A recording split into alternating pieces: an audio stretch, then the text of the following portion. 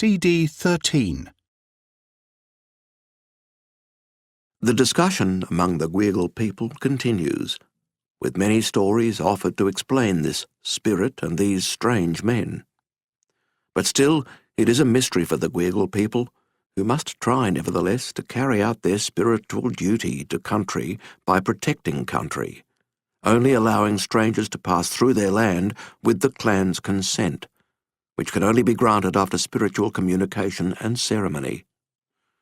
Perhaps they will go as quickly and as mysteriously as they have come. It seems not. 1st of May 1770, Sutherland Point, sleeping shores and glassy bays.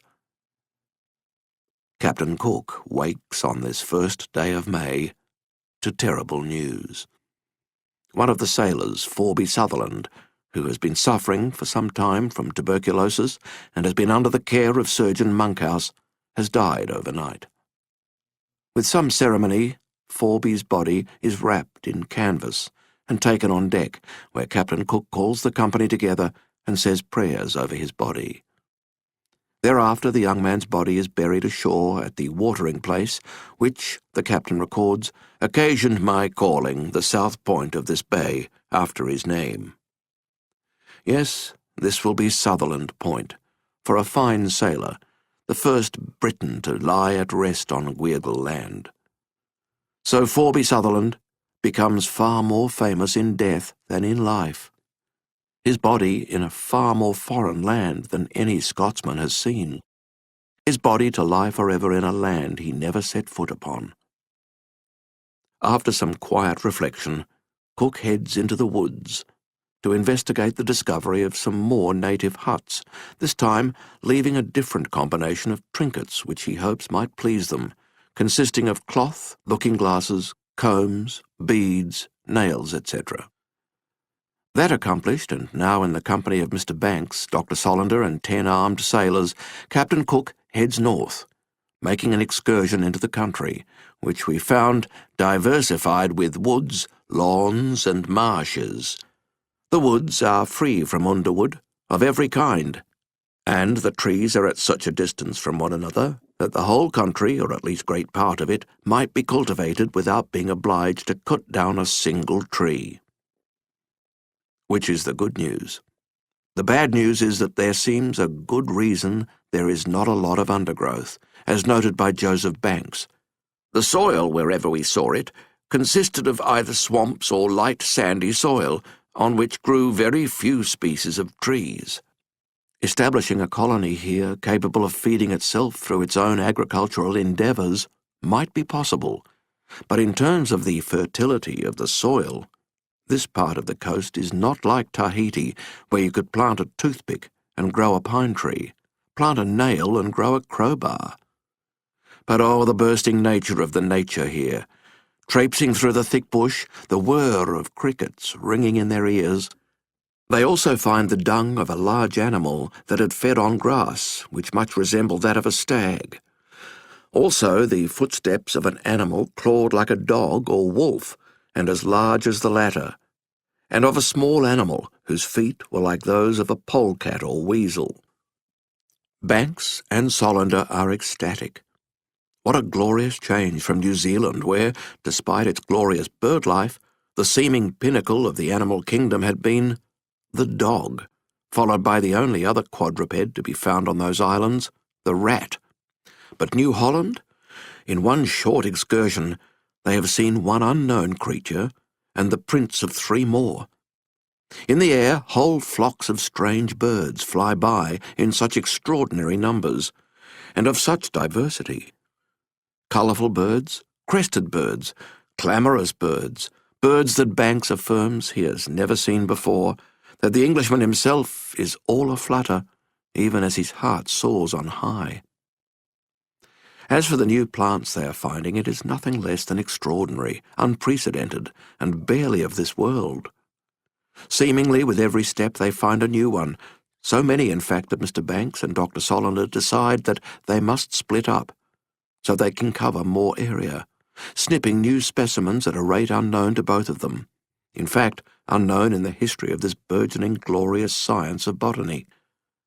In one way or another, it is clear that this is botanizing heaven in a way they could never have imagined. It becomes equally clear as they move through the bushland that the natives do not live by hunting and fishing alone. Clearly, agriculture, or at least a partial taming of the bush, also helps to provide some of their food. "I saw some trees," Cook notes, "that had been cut down by the natives with some sort of blunt instrument, and several trees that were barked, the bark of which had been cut by the same instrument. In many of the trees, especially the palms, were cut steps of about 3 or 4 feet asunder." For his part, Joseph Banks is intrigued by these notches in the tree trunks, which lead up to the canopy, and agrees with the captain that they must be to help the locals climb up. But to what end exactly? To throw their spears from the treetops? Or to sneak up upon birds, though that seems unlikely. James Cook supposes there is much more to these people than meets the eye. If only he could actually meet with them, sit down, look them in the eye, and make them understand that the English have not come to hurt them. But for the moment they remain flitting figures in the distance, and the closest encounter he has on this morning is seeing the black back and flashing white soles of a lone native fleeing. Lieutenant Gore's experience this morning is quite the opposite. On an excursion to the shore with a midshipman to gather up the succulent oysters that abound in these parts, Gore brashly decides to send the boat away. "Yes, that's right. We will walk back through the bush, along the native paths, just the two of us, to the watering place at the south head. We can signal you from there to come and pick us up, so keep a lookout. After all, it's not far, and we are not alone." Whirling around, Lieutenant Gore and the midshipman see a couple of dozen natives following them, with remarkable stealth, from a distance of just 20 yards.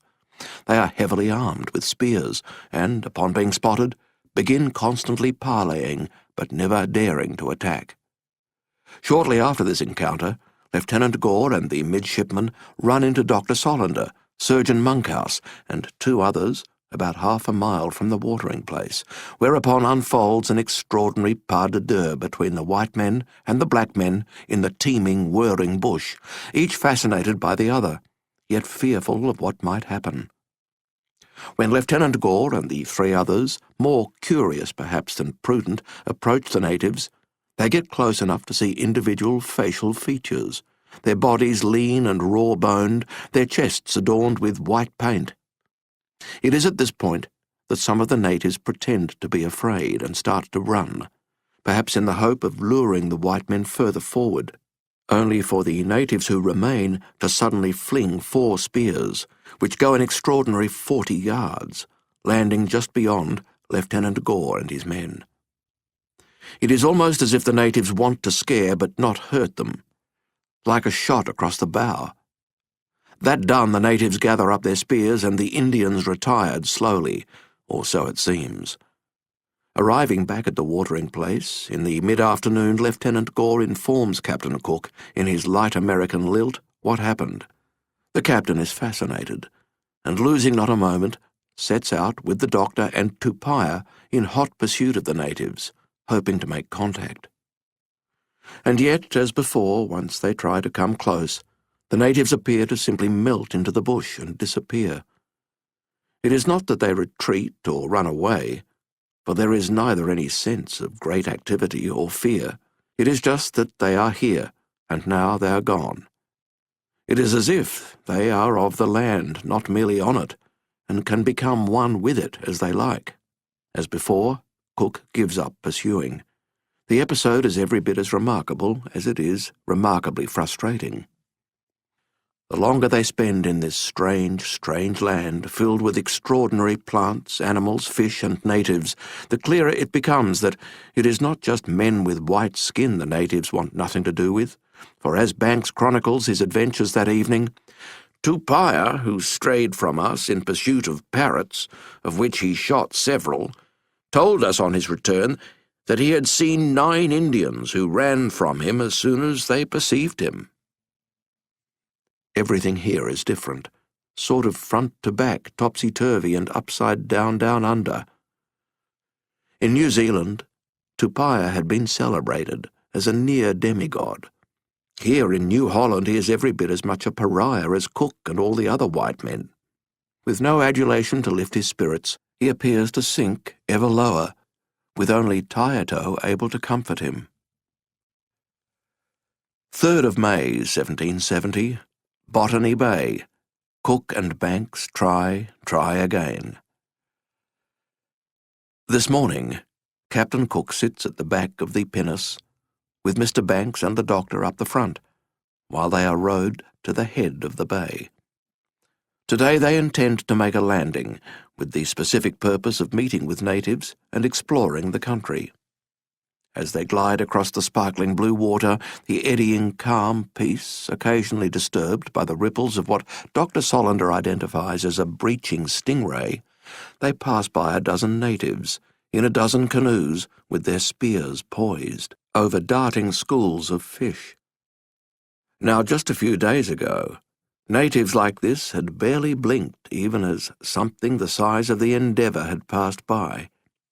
Back then, they had not decided what to make of the visitors, thinking them a visitation from the spirit world, here to visit and go. So they had just kept on doing what they had been doing. Now, they scarper at the first approach of the strangers. And so Cook and his men proceed, the sailors bending to their oars, and the officers and gentlemen tending to their chores, drawing, sketching rough maps, observing, taking notes, then landing at the head of the bay and walking inland, gazing in wonder at the many strange and exotic plants, stopping at the call of new birds, 2 loud types the naturalists call lorikeets and cockatoos, always busy discussing all they see, collecting samples, sniffing, touching, occasionally tasting, but overall reeling from the sheer volume of new nature. Once again, these lands look promising for England and natural history. With his musket, the shooting of which he has continued to practice, Tupaia brings down several of the birds so they can be more closely inspected. When one of the lorikeets proves to be only lightly winged, the peripatetic priest claims it as a pet, allowing Sidney Parkinson to capture even more perfectly its beautiful plumage. It can be kept in one of the cages Mr. Banks has brought for this very purpose, and even allowed to flutter around the great cabin when the windows and doors are all closed and the ship's cat is put outside. "We found the face of the country very much the same as I have before described," Cook notes, "but the land much richer, for instead of sand, I have found in many places a deep black soil, which we thought was capable of producing any kind of grain. At present it produces, besides timber, as fine meadow as ever was seen. The stone is sandy, and very proper for building, etc." As they are rowed back towards the Endeavour, Captain Cook sees something of interest. Look, over there. It is thin plumes of smoke coming from fires on a far beach which, on closer inspection, has 6 native canoes pulled up just beyond the water's edge. Perfect. As eager as ever to make contact with these natives of New Holland, James Cook orders the men to row over. Alas, just as he has now come to expect, the natives disappear, well before the bow of the boat nudges onto the soft white sand. Alighting, anyway, the Englishmen find themselves just in time for a meal to which they have not been invited.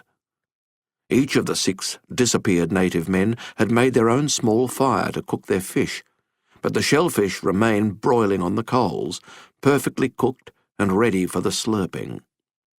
Captain Cook decides to enjoy the repast regardless. "We tasted of their cheer, and left them in return strings of beads, etc. The day being now far spent, we set out on our return to the ship." Back on board the Endeavour, Mr. Banks and the doctor bring their latest discoveries to the great cabin, whose cup of fresh discoveries now does runneth over. One by one, Banks and his entourage pull new and strange things from their collecting containers and place them at their own end of the huge table. For yes, while Captain Cook and his officers are charting an overview of the world at one end of the table, the Banks Brigade are at the other, on the prow of charting the world up close, recording its natural history. They truly have found it all here in this fine bay, everything from the fish and boundless stingrays to the mussels, parrots and quail, and particularly interesting to Banks, a tree bearing a fruit that resembles cherries. After observing the natives eat them, so too do the sailors, which pleases Captain Cook, as whatever else, they are fresh and should help against the scurvy. When it comes to plants generally, there are so many that Banks's key worry is that they will spoil before being properly catalogued and preserved. The solution, he decides, lies by way of a spare sail. With sailors lending a hand, they take a staggering 5,000 specimens of flowers to the shore, where on this calm, warm day they begin to lie them out on a sail to further dry in the sun. It is an exacting process to lie them all out and then remove the top sheet of paper to further expose them to the sun's rays. But by mid-morning it is done, and for the rest of the day the moisture which risks rotting them on the journey back to England is gently burned from them as they are regularly turned over. Once again, while Banks and his men are going about their business, a dozen or so native canoes come near, fishing. We soon saw that the people in them were employed in striking fish. They came within about half a mile of us, intent on their own employments and not at all regarding us. How could it be that these strange beings are not fascinated by a young Englishman drying plants? What is wrong with them? Well, the main thing is that the whole process is uninterrupted, and as the sun starts to wane, all the specimens are gathered once more and carefully pressed back into their quires before being loaded back into the folders. By this means, Banks chronicles, they came on board at night in very good condition. With the plant specimens now secured, Banks is more keen than ever to gather yet more, and is ashore again the following day, collecting more specimens in the bush, where again the local natives ignore them. By this time Banks declares himself quite void of fear, as our neighbours have turned out such rank cowards, rather than the brave, cunning, poison spear-wielding natives he had first supposed. Captain Cook and the other crew members do not take such a bold view, and continue to treat the natives with a great deal of caution, and many of them believe the lack of desire for interaction they show is nothing to do with cowardice, and everything to do with the unique manner and being of this people. How can the Endeavour sail next to a canoe and a fisherman not even glance up? They are unique, and to a man like Joseph Banks, used to categorizing and labeling all of nature and man, they are an enigma he simply cannot get to the bottom of. It eats at the Englishman. It defies reason. Still, at least one interaction the next day, 4th of May, is of particular note. One of the midshipmen, who'd been straggling a long way behind a party that had been sent out by Captain Cook to try to form a connection with the natives, suddenly comes across something that few from the Endeavour have seen to this point close up. It is a woman. Yes, the crew had been disappointed early on that this was clearly going to be no Tahiti, no sexual free-for-all, and at least in New Zealand they had seen women up close, and a few lucky sailors had been able to have congress with them. Here, so far, the women have steered a wide berth around the visitors. The midshipman has been following a footpath through the bush and come around a corner when he happens upon a very old man and very old woman. The man with great bushy grey hair and long beard, the woman's hair tightly cropped, both of them with wrinkled countenances and sagging flesh, sitting together under a tree, minding some very young children. Though startled themselves and clearly fearful, perhaps they can sense the young Englishman's fear too, which reassures them that he is not likely to attack them. In fact, fascinated to be so close to them, he offers them the only gift he can muster, some of the parrots he has just shot. Taking a couple of them, he tries to place them in their hands, only to see them pull their hands back, in token either of extreme fear or disgust. The young Englishman is interested by the encounter and will tell Mr. Banks all about it. But for now, conscious that there are many men in canoes fishing nearby who might quickly come ashore if they see him, he decides it is better to bid them adieu and quickly join the others. Dr. Monkhouse's own experience on this day is less benign. In the company of a midshipman, he is following a path when, after emerging from a part of the bush with many thick thickets, they look up to see 6 native warriors just up ahead. Deciding to approach them, the ship's surgeon takes a few short steps towards them when, far from melting away as he had expected, one of the 6 suddenly shouts a single command, and, seemingly from out of nowhere, for they make no aggressive move, a spear lands right by the medico. Though shocked, neither Monkhouse nor the midshipman with him retreat. This seems to shock the natives even more, for it is they who now do precisely that, at some pace, leaving behind a young lad in the tree who it seems had thrown the spear on the native elder's command. This lad too, however, is extraordinary for the speed with which he now descends and disappears. Has the surgeon just survived an attempted ambush? Dr. Monkhouse is not sure.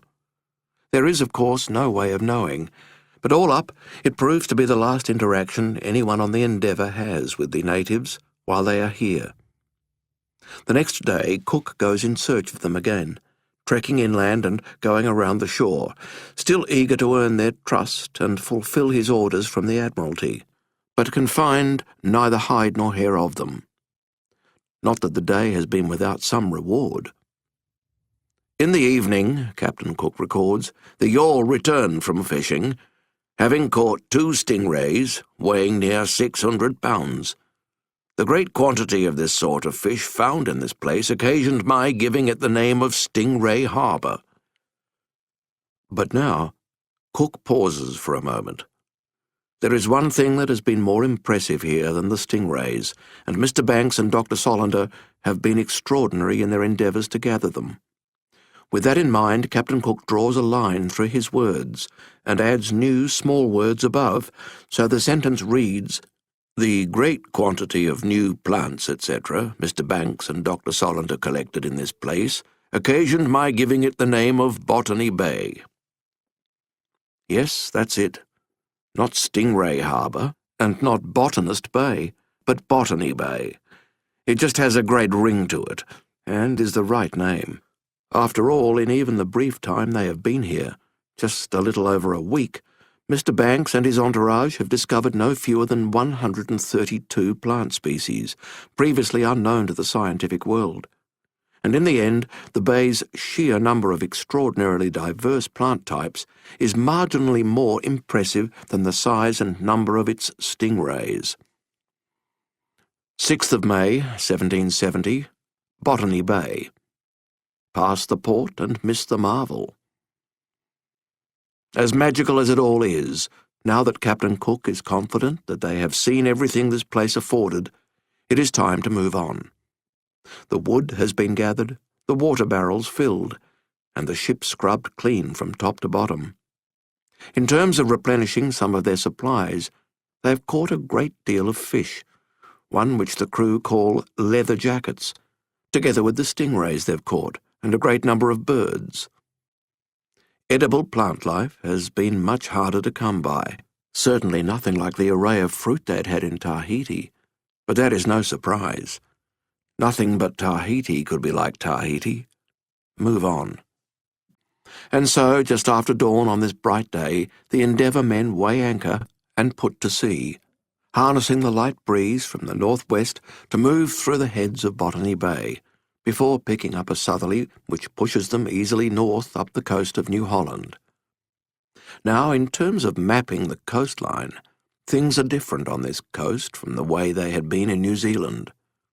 There, it had been important to chart every nook and cranny, explore every indent, just in case the great southern land was attempting to hide from them. But here, a partial map of this land already exists, courtesy of the Dutch, and all Cook needs to do is to track the basic contours of the east coast.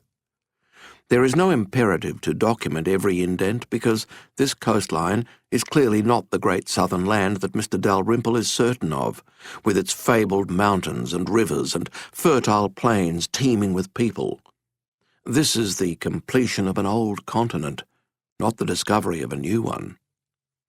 So yes, although only 3 hours after setting sail, Cook notes the grand entrance to a very likely grand harbour, just 20 miles north of the entrance to the rather more modest heads of Botany Bay, it is no more than something of passing interest. We were by observation in the latitude of 33 degrees 50 minutes south, about 2 or 3 miles from the land, and abreast of a bay wherein there appeared to be safe anchorage, which I called Port Jackson. Yes, as a man raised in the Royal Navy, he has long been taught to pass the port to the left, but this is unfortunate. Banks, who is below cataloguing his plants, misses it entirely, merely noting, "The land we sailed past during the whole forenoon appeared broken and likely for harbours. In the afternoon again, woody and very pleasant."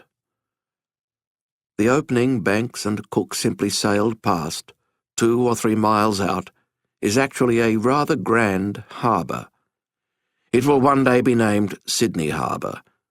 It is the great non-discovery of Cook's life, an irony that he will never know. Chapter 11. Escapades on the East Coast. These people may truly be said to be in the pure state of nature, and may appear to some to be the most wretched upon earth.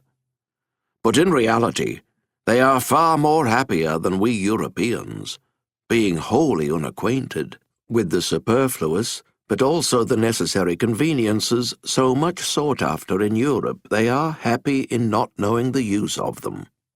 They live in a tranquillity which is not disturbed by the inequality of condition. The earth and sea of their own accord furnishes them with all things necessary for life. They covet not magnificent houses, household stuff, etc. They sleep as sound in a small hovel, or even in the open as the king in his palace on a bed of down. Captain Cook, upon his return from New Holland, to his former captain John Walker, 1771. Conversing with any but the most uncivilized savages, perhaps in the world. Joseph Banks, on the Indigenous Peoples of New Holland, 1770.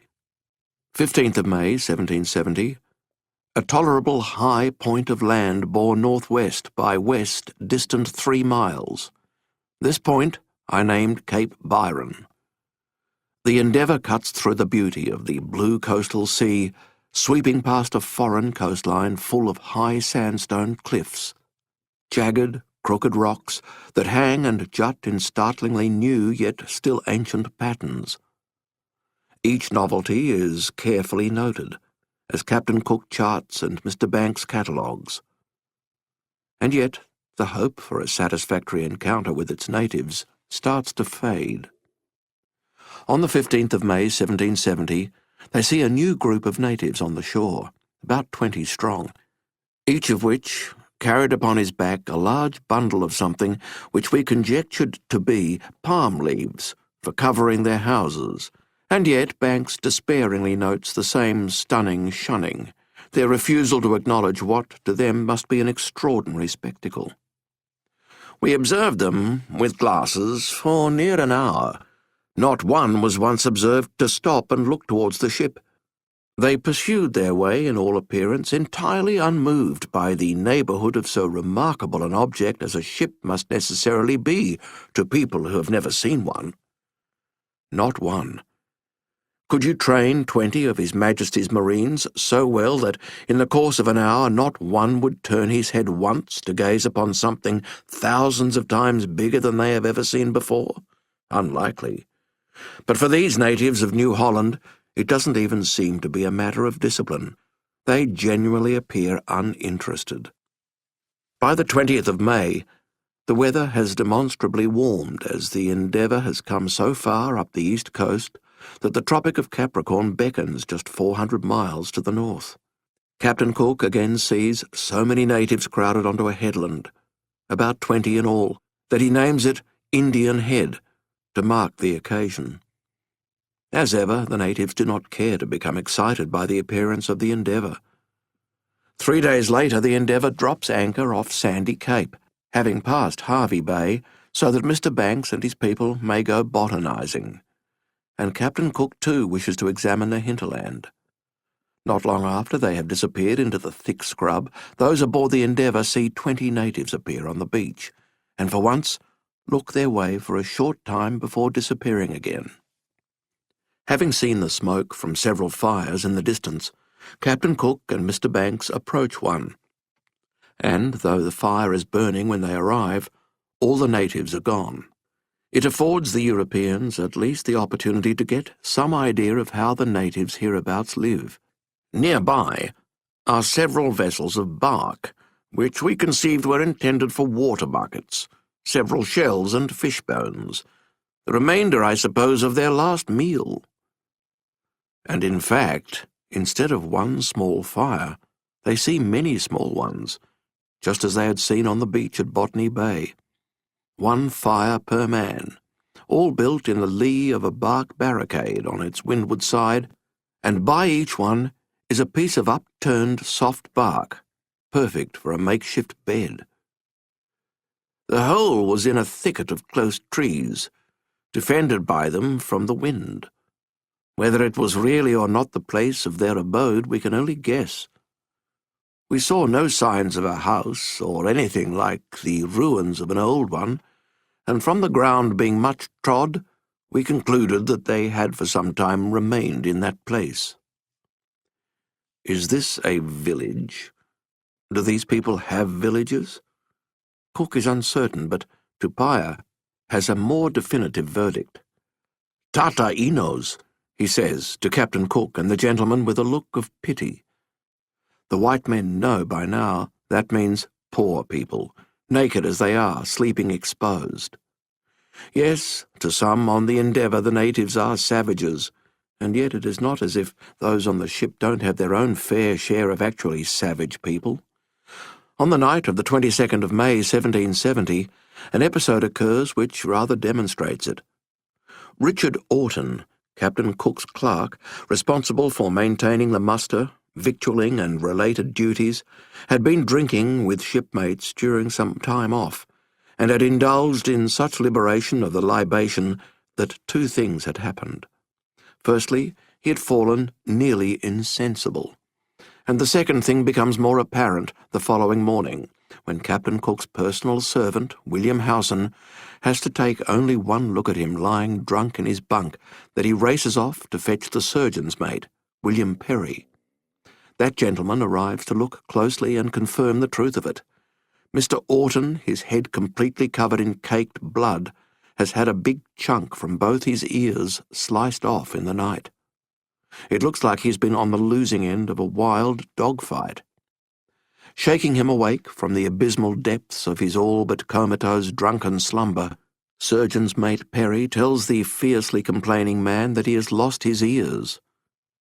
"I said, you have lost your ears."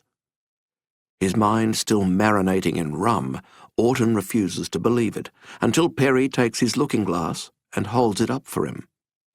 Through his bleary eyes, so weary, mere slits, Orton focuses just long enough to see the rather more damaging kind of slits that have been made where his whole ears used to be, and shouts, "Margra!" Yes, Orton has no doubt from the first who has done this to him. James Margra, the New Yorker midshipman with whom he has not only had a long-running enmity, but has quarrelled with the night before. Sensation on the ship. Captain Cook is called for, as is Surgeon William Monkhouse, to bind Orton's wounds. Upon arrival, the commander of the Endeavour, deeply aggrieved at this, the greatest insult that could be offered to my authority in this ship, starts to ask questions. What is clear from the first is that Orton had been heavily drinking on deck the night before, a calm night, and had quarrelled with several others. While he was staggering back to the hatchway to get to his bunk, on one dark part of the deck, Captain Cook concludes some malicious person or persons in the ship took advantage of his being drunk and cut off all the clothes from off his back. Not being satisfied with this, they some time after went into his cabin and cut off part of both his ears as he lay asleep in his bed. James Cook, of course, is appalled by the sheer bloody brutality of the act, but is reluctant to believe that Orton is correct in his accusation that the guilty man is indeed Midshipman James Margara. Yes, he had been with Orton on the evening, and yes, they had quarrelled. But a midshipman cutting off a large chunk of a clerk's ears? It is unthinkable, even if in England it used to be the punishment for a person spreading malicious rumours. Only in the backwoods of the American colonies is it still practised, which, come to think of it, is where Margara is from. But Captain Cook, a decent and mostly gentle man himself, has trouble believing in other officers being capable of this kind of viciousness, despite there being no doubt that someone had done it. Further inquiry, however, establishes that not only has Margara been inclined to cut off his own clothes when on one of his drunken frolics, but had been heard to say, as I was told, that if it was not for the law, he would murder Orton. Well then, these things considered induced me to think that Margara was not altogether innocent. For the moment, thus, Captain Cook dismisses him from the quarter-deck and suspends him from further duties. Margara is in any case the kind of gentleman, one of those gentlemen frequently found on board king's ships that can very well be spared, and, besides, it was necessary in me to show my immediate resentment against the person on whom the suspicion fell, lest they should not have stopped here. As to you, Mr. Orton, I say, as to you, Mr. Orton, as you take down your commander's dictation once more, Captain Cook concedes he is a man not without faults, yet, from all the inquiry I could make, it evidently appeared to me that so far from deserving such treatment, he had not designedly injured any person in the ship, so that I do and shall always look upon him as an injured man. For his part, Banks does not mention a thing in his journal about the whole curious affair. Had someone shorn the twigs off one of his shrubs, there would undoubtedly have been outrage on his part, and a page or more in his journal. But as Orton is not a rare plant, his pruning is of no interest to one Joseph Banks, Esquire. Banks aside, the gossip, rumblings, and rumours in the ship, the scandal of it, the violent crime committed on His Majesty's vessel, goes on for days. It is given another surge when, upon deeper consideration, the captain decides that, as there were no witnesses to the attack, and as recounted by William Perry, it being evident that a person wallowing in liquor, unconscious of hurt or pain, and ignorant until told of his own loss, could not possibly say who had assaulted him, Captain Cook relents. Midshipman James Margara is no longer under arrest, until such times as there is a confession or a witness might come forward. Getting someone to betray the butcher will not be easy, however, as everyone despised the poor suffering wretch, and the captain, who probably made private enquiries at the end of the week, knew no more than at the first moment of our surgeon's report. Perhaps a reward might help loosen lips. The captain puts up 10 guineas of his own money, and is pleased when his Lieutenant Zachary Hicks offers 5 guineas of his own for the cause. Lieutenant John Gore, however, who has a particular detestation for Orton and knows more than most about his criminal excesses and blasphemous sallies, as his own cabin adjoins the clerk's, declines to add any money and is blunt about it. "Sir," says he to Captain Cook, "it will be my duty to report whatever I may be told relating to transactions amiss on board. With respect to your mutilated clerk, I hope never to hear aught, and I will not give 6pence to encourage informers." Master Robert Molyneux, momentarily sober, is flattered to be asked, and gives a little, while Surgeon Monkhouse does the right thing and also puts in a few guineas of his own. In sum, a total of 15 guineas, more than a year's salary for an ordinary sailor, and 15 gallons of arrack is offered as reward for someone to come forward and bear witness, for whatever information might lead to fix and prove the guilt of Margaret or another. For the moment, that is where the matter rests.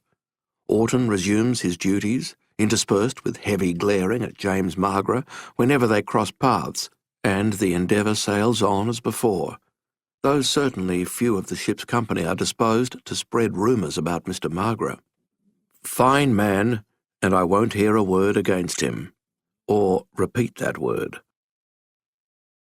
1st of June, 1770. On the topic of the Tropic of Capricorn.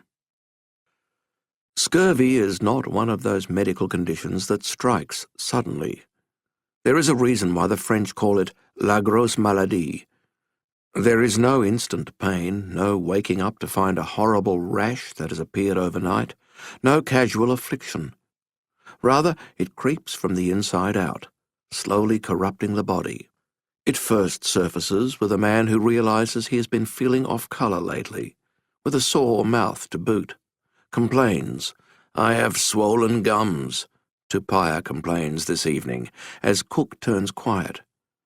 "I've had a sore mouth for nearly a fortnight." It is a real worry, and it deepens when Sidney Parkinson is also taken ill, with similarly worrying symptoms. Though New Holland has been a great provider of fresh fare in terms of fish, birds and animals, it has provided little in the way of fresh greens, with the exception of the small cherry-like fruit they found at Botany Bay, and the sauerkraut has only been able to keep the scurvy at bay for so long. And now Tupaia has had these symptoms of scurvy for a fortnight, without saying anything, only letting the condition take ever greater hold. An experienced sailor would have known the significance much more quickly than that, and Cook and his officers berate themselves for not having noticed Tupaia's suffering sooner. All that can be done for the moment is to consult the surgeon, who immediately put him upon taking extract of lemons in all his drink. In the meantime, Captain Cook concentrates on continuing up the coast of this extraordinary land, and is particularly impressed by the sheltered waters through which they are now travelling.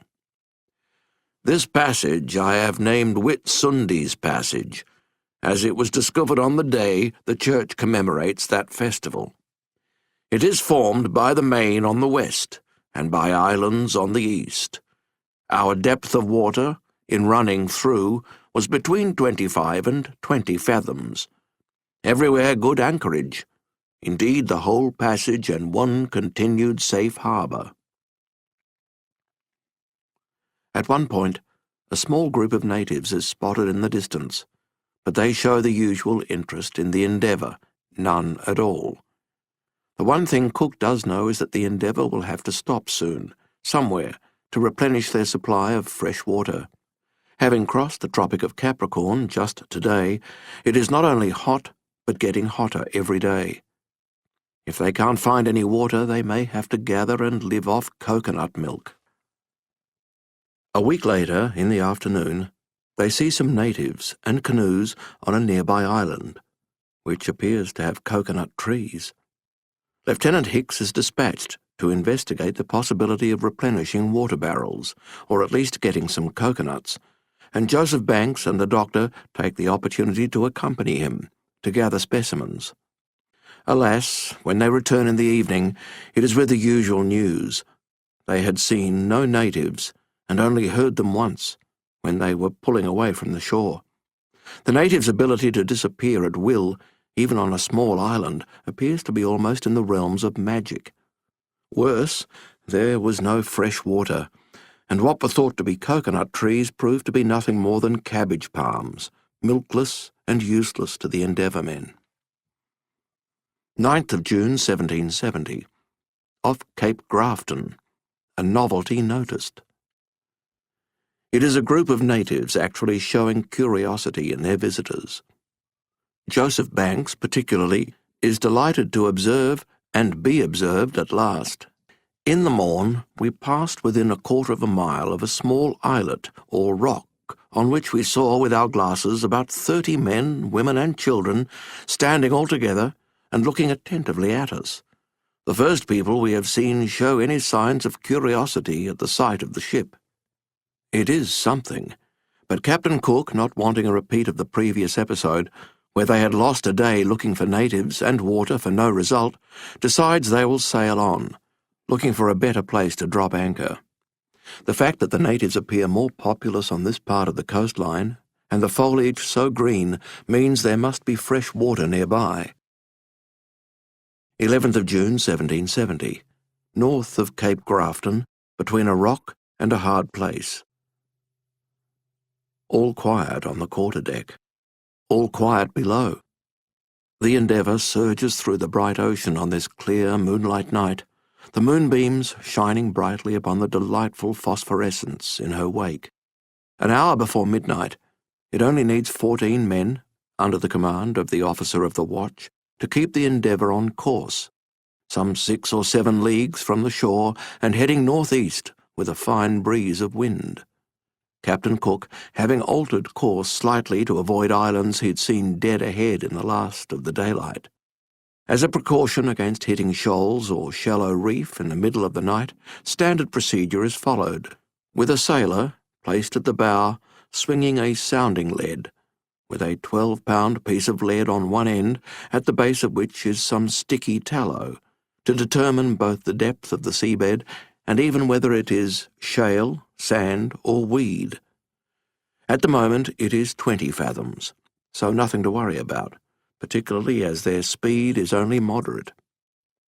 As everything is ship-shape and calm, Captain Cook, as is his wont, ensures that the watch is in place and alert, and retires for the night, pausing only to give his usual instructions that he be awakened for even the most minor of issues. "Yes, sir. Good night, sir." After many months at sea with no opportunity to scrape barnacles and growth from her hull, there is a drag, meaning the ship is only managing about 4 knots with this good breeze. All is almost eerily calm. Beyond the odd murmurs of the sailors to each other, and the odd muttered order by the lieutenant, "The breeze is freshening, Mr. Molyneux. Be ready to shorten sail," there is little sound heard, bar the 3 pine masts creaking happily under the light strain, as pine masts do in such benign conditions, the odd snap of the sails, the swish of the water, the lap of the waves hitting her starboard side, and what is that? A cry from the bow. Is it a cry from the goat, perhaps? I don't think so. Perhaps a sailor, then, measuring the depths and shouting a warning. The sound of waves breaking. There is no time to alter course. The Endeavour is a fully loaded vessel weighing well over 400 tons, under full sail, and travelling at 4 knots. It has a momentum all its own, and, given that it would take 15 minutes to take in all sail, stopping quickly is simply not remotely possible. Directly beneath the poop deck, in the great cabin, Joseph Banks is just lying his head upon his pillow. In his own room, beyond the vestibule separating them in the great cabin, Captain Cook is already sound asleep. Around and about him, forward, in the hold, about 60 crew are slumbering in their hammocks, rock-a-bye-byed by the endlessly comforting side-to-side motion of the ship rolling on the sudden swell, and now, from completely out of nowhere, for most of those on board, comes a massive physical shock, as 4 knots goes to nothing in a split second. Sailors tumble from their hammocks, and everything not tied down lurches forward, including the sheep, chooks, pigs, and the goat, all of whom squeal and squawk in protest. The air fills with the clang and crash of the crockery smashing on the wooden floor, the breaking of wood, the crunch of cannon breaking their moorings and hurtling into masts, followed near instantly by a shattering cacophony of oaths, cries of dismay, and, from above, the thunder of furiously flapping sails going nowhere. What has just happened? The bow of the Endeavour has suddenly run into, and up and over, a reef. For a reef it is. On deck, toppled sailors rise back to their feet, filling the sea-sprayed air with the shouting and cursing native to the sailor's tongue. Somewhere down below there is the angry yowling of a cat. Among the sailors and marines on the lower deck there are grunts, groans, curses, and sheer terror. The sails are like the jacks, all angry impotence furiously flapping in the wind to no effect.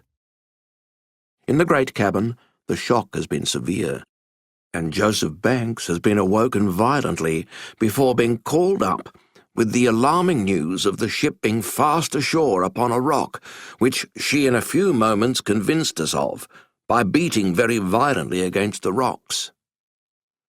Cook has been similarly awoken, and gathering himself is quick to throw on his boots and gets topside, to see most of the sailors pouring out of the hatchway amidships. Some of those sailors pause to see the captain still in only his drawers, the undergarments in which he sleeps, but there is no time to reflect as he starts barking orders. "Take in all sail! Launch the boats! Mr. Satterley, below to check the damage to the hull."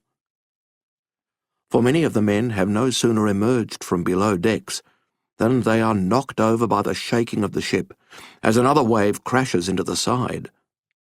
Captain Cook sees that the Endeavour is stuck fast on the coral, so it can neither rise nor fall with the swell, but only rock violently as the bigger waves wash over the sides and push jagged coral barbs ever deeper into the ship's hull.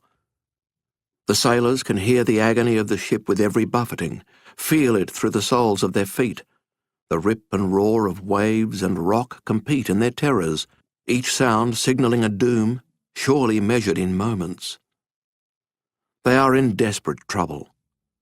As the old salts know, the naturally abrasive nature of coral means that it is much worse than rock, as it is like a grinding machine that can splinter and smash even the stoutest hull in minutes. Their best hope is to be lifted off by the rising tide, but within 30 minutes, as more of the reef they are stuck on is revealed, it becomes clear they had hit at high tide and are definitively and definitely stuck, high and dry, though at least the last of the sails have been taken down, which helps lessen the flapping. Captain Cook, however, is not flapping at all. Yes, a brilliant navigator, maker of charts, and no doubt a more than able seaman. But above all, he is a leader of men, and the best chance they have to survive a crisis is through calm resolution. "Master Molyneux," he says, calmly, even above the roar of the waves and the violent rocking of the Endeavour, "lower the yawl to take soundings around her." Master Molyneux, with the aid of 4 good men, equally calm, does exactly as bidden, and is soon in the yawl with a lantern, being rowed about the stricken hull of the Endeavour to get a close-up look at just how it is stuck fast, and what precisely it is stuck fast upon, and to sound the depths, to see where the deepest exit route lies. All this time, Joseph Banks will note, she continued to beat very much so that we could hardly keep our legs upon the quarterdeck. By the light of the moon we could see her sheathing boards, etc., floating thick around her. They are in serious trouble. Their hull is being shredded to bits on the sharp reef, and all their collections, their celestial discoveries, their new charts, all the knowledge accrued over 2 years, looks every bit as doomed as their lives to be destroyed.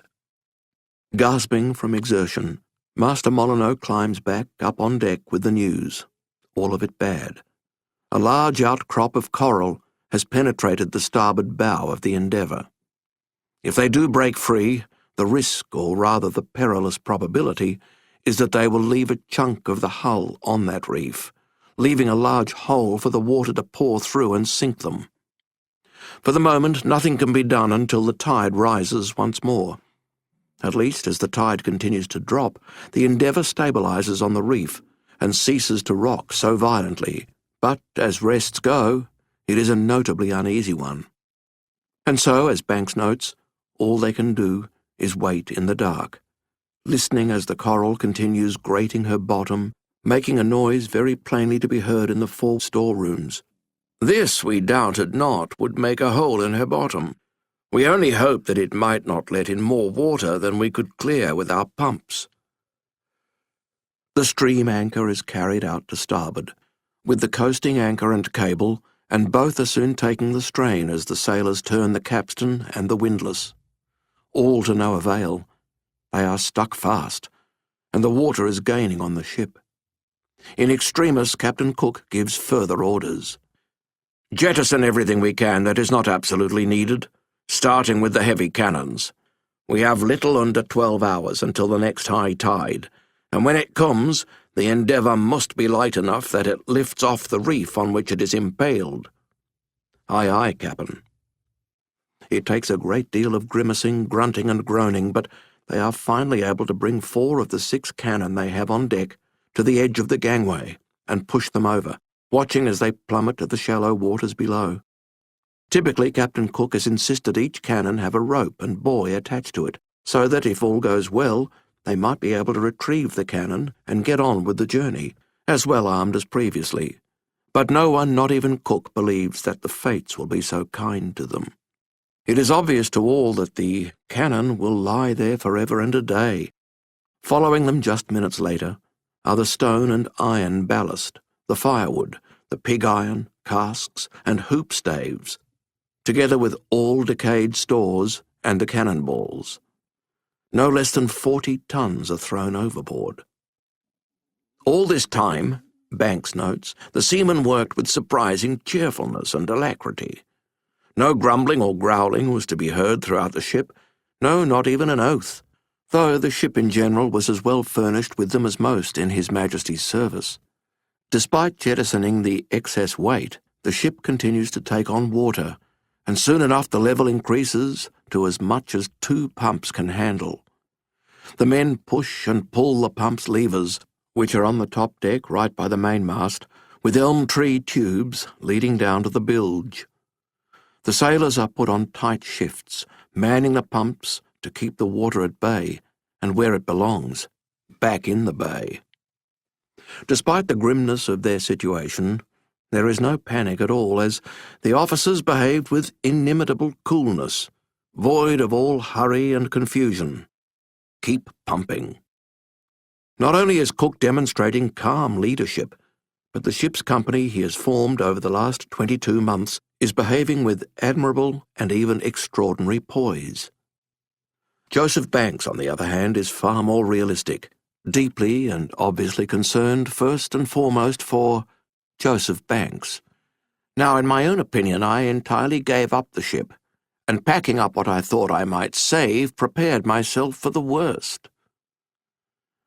For though it seems likely they will soon be free of the reef as the coral outcrops start to thin, the fact remains she leaked so fast that with all our pumps we could just keep her free. The most likely thing thus is that once free, she must sink, and we well knew that our boats were not capable of carrying us all to shore, so that some, probably the most of us, must be drowned. Still the calm of the crew endures through the long night, and even beyond the dawn, when for the first time they can see that there is no island nearby, and their northeastern path has led them now 24 miles offshore, not remotely swimmable for those who don't get in the boats. And what would be the fate of those who do get to shore? Nobody from England knows where they are.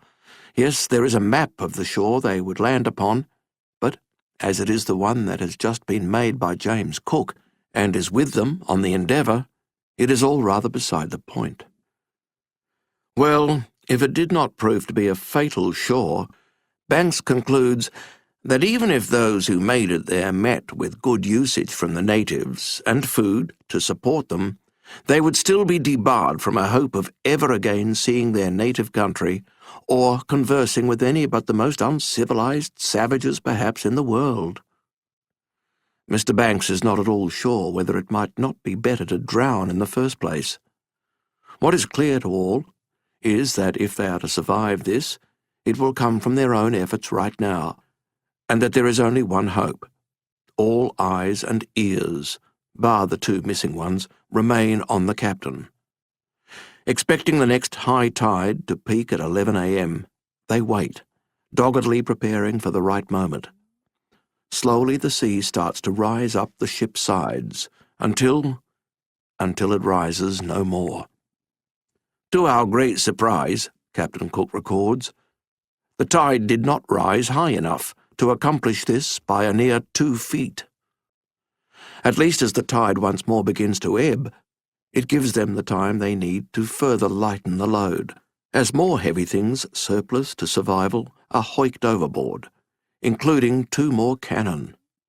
Pump, men! Pump! They work the pumps harder than ever. True, there is a good deal of swearing when it is realized that the wood of one of the pumps has rotted through, and it is useless. But all they can do is work the other pumps more vigorously. The problem is, the lower the ship sinks, the more the water rushes in. What is more, at noon, in the wake of the disappointing tide, the whole vessel is listing, 3 strakes keel to starboard, as in, it is 3 lateral planks deeper on the starboard side. The list is not yet so pronounced that the men slip over on the deck, but it would not want to go much further.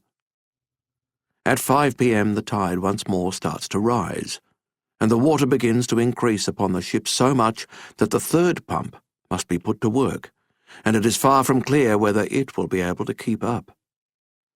This was an alarming and I may say terrible circumstance, Captain Cook will chronicle, and threatened immediate destruction to us. It is all a far cry from his prior most dire disaster as a commander, when his ship, Grenville, hit a shoal in the Thames estuary, and he was home by dinner-time regardless. That was child's play compared to this. On the reckoning that extreme circumstances require extreme action, that to do nothing is to guarantee their eventual destruction, Captain Cook now orders all 5 bow anchors to be dropped behind the ship in the hope they can haul themselves off the coral.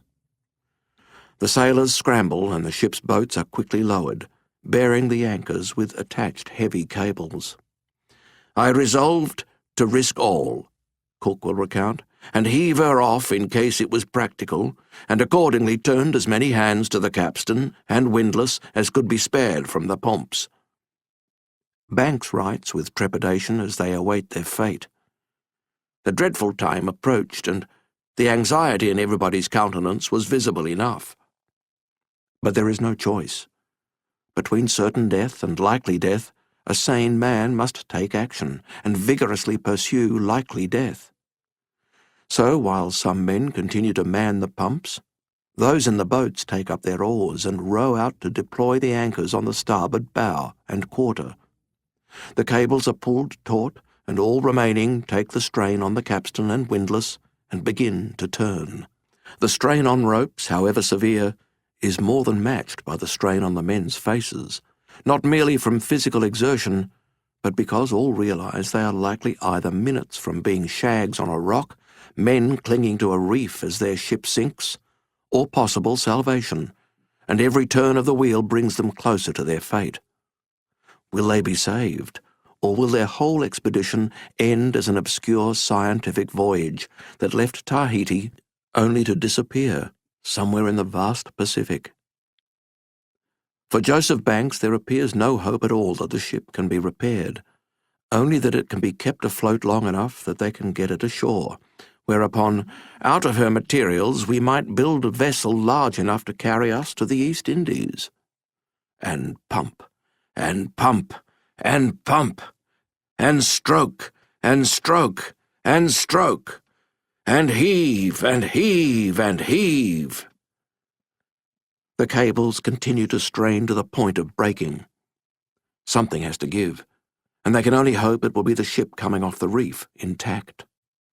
With every ounce of strength they have left, the men continue to haul on the windlass and capstan until, at about 20 minutes past 10, beneath a benevolent moon, there is a lurch, a groaning of timbers, another lurch, and the ship is suddenly moving, floating free. Well, if not quite free, it is at least off the reef and groggily, heavily bobbing in the ocean, a water-soaked log that moves slightly up and down with the swell rather than on it. As quick as they can now, those in the boats continue to pull on their oars, to get the Endeavour away from the reef, the midshipmen ready to quickly detach the ropes at their end in case she goes straight to the bottom. But she doesn't. She floats, after a fashion, in a manner. To our great satisfaction, Banks notes, she made no more water than she had done, which was indeed full as much as we could manage. His fears somewhat abated, Banks takes the opportunity to lie down on his bunk, the first opportunity in the last 24 hours since they had hit the reef, and rest. Alas, only a very short time after the head of Joseph Banks hits the silken pillow he has brought for the voyage, it happens. "Sir! Sir! Mr. Banks!" Banks is shaken awake to hear alarming news. "The ship has gained so much upon the pump, she has 4 feet of water in the hold." Good God. 4 feet. That can only mean they will all be heading 6 feet under, and more, within minutes. To make matters even more perilous, Mr. Banks is gravely informed by a panicked midshipman that the wind is blowing strongly from the nearest land, so that all hopes of running her ashore were totally cut off. Against that, the curious feature of the way Englishmen generally react to a completely hopeless situation now comes into play.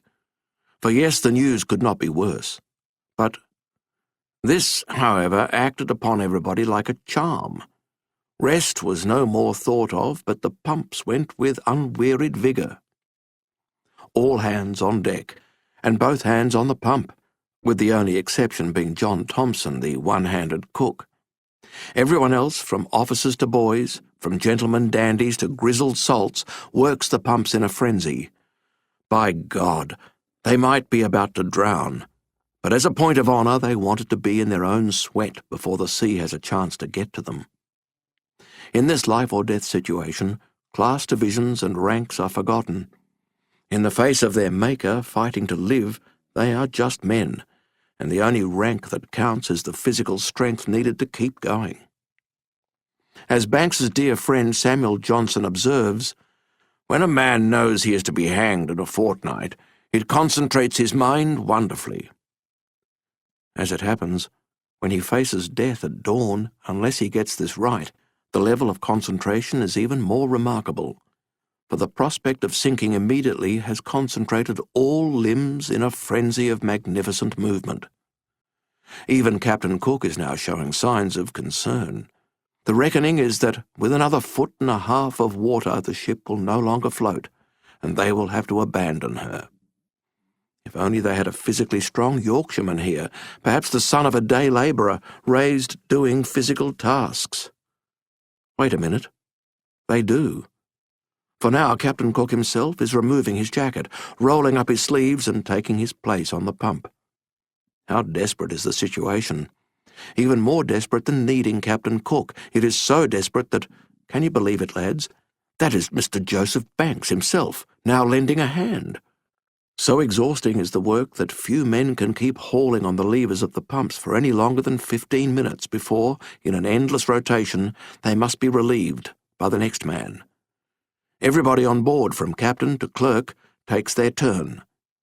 And yes, friends, the final measure of their desperation is that even the thin-as-a-leaf astronomer, Charles Green, is required to take his turns, no matter that he has biceps like peanuts and legs so skinny they would shame a pigeon. The only exceptions to the rule are Sidney Parkinson and Tupaia, the former extremely ill in his bunk and unable to move, while the latter is even sicker, but is at least attended by the ever-faithful Teato. None rest, none stop, not for a moment, and then a miracle occurs. The water was all out. 4 feet dispelled. How is it possible? Not only that, it was done in much shorter time than was expected. Something is amiss here, and sure enough, upon examination, it was found that she never had half so much water in her as was thought, the carpenter having made a mistake in sounding the pumps. God bless the bloody carpenter, and may he make plenty more mistakes like that, for their collected vigour has the Endeavour free upon the sea. She floats, and she may sail yet. As Cook will record in his log, the man initially sent to read the depth of water was relieved by another, who was ignorant of the manner in which the first man had sounded. So the carpenter, took the depth of water from the outside plank, the difference being 16 or 18 inches, and made it appear that the leak had gained this upon the pumps in a short time. All delight in the joy of the mistake and the thrill of survival. But can they keep going at this pace? Is it possible to continually fight off the water that even now begins to test their pumps anew? That rush of muscle power that comes from desperation pure cannot last forever.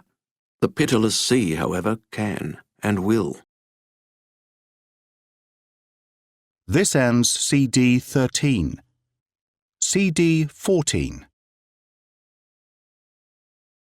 Soon enough, every man Jack on the ship is both exhausted and ever more relieved to be relieved by the next shift as the pumping goes on, and no man more than Mr. Banks, who is, as he puts it, so unused to labour. He has done the first sustained, heavy physical work of his life, as the ship, very sluggishly, starts moving back towards the coast. But can it go on? Can they keep pumping at this rate and survive long enough to get back to the coast? As the men tire, the pumps fall behind, and this time there is no miraculous mistake. The Endeavour starts to settle ever deeper into the water, increasing the seepage. With every inch of freeboard that disappears as the ship goes lower and slower, the feeling of gloom on the ship also starts to deepen once more. But now, a nervous young man, the 19-year-old midshipman Jonathan Monkhouse, slowly approaches Captain Cook and begs leave to tell him a story. "Very well. At once and in haste. Out with it, man.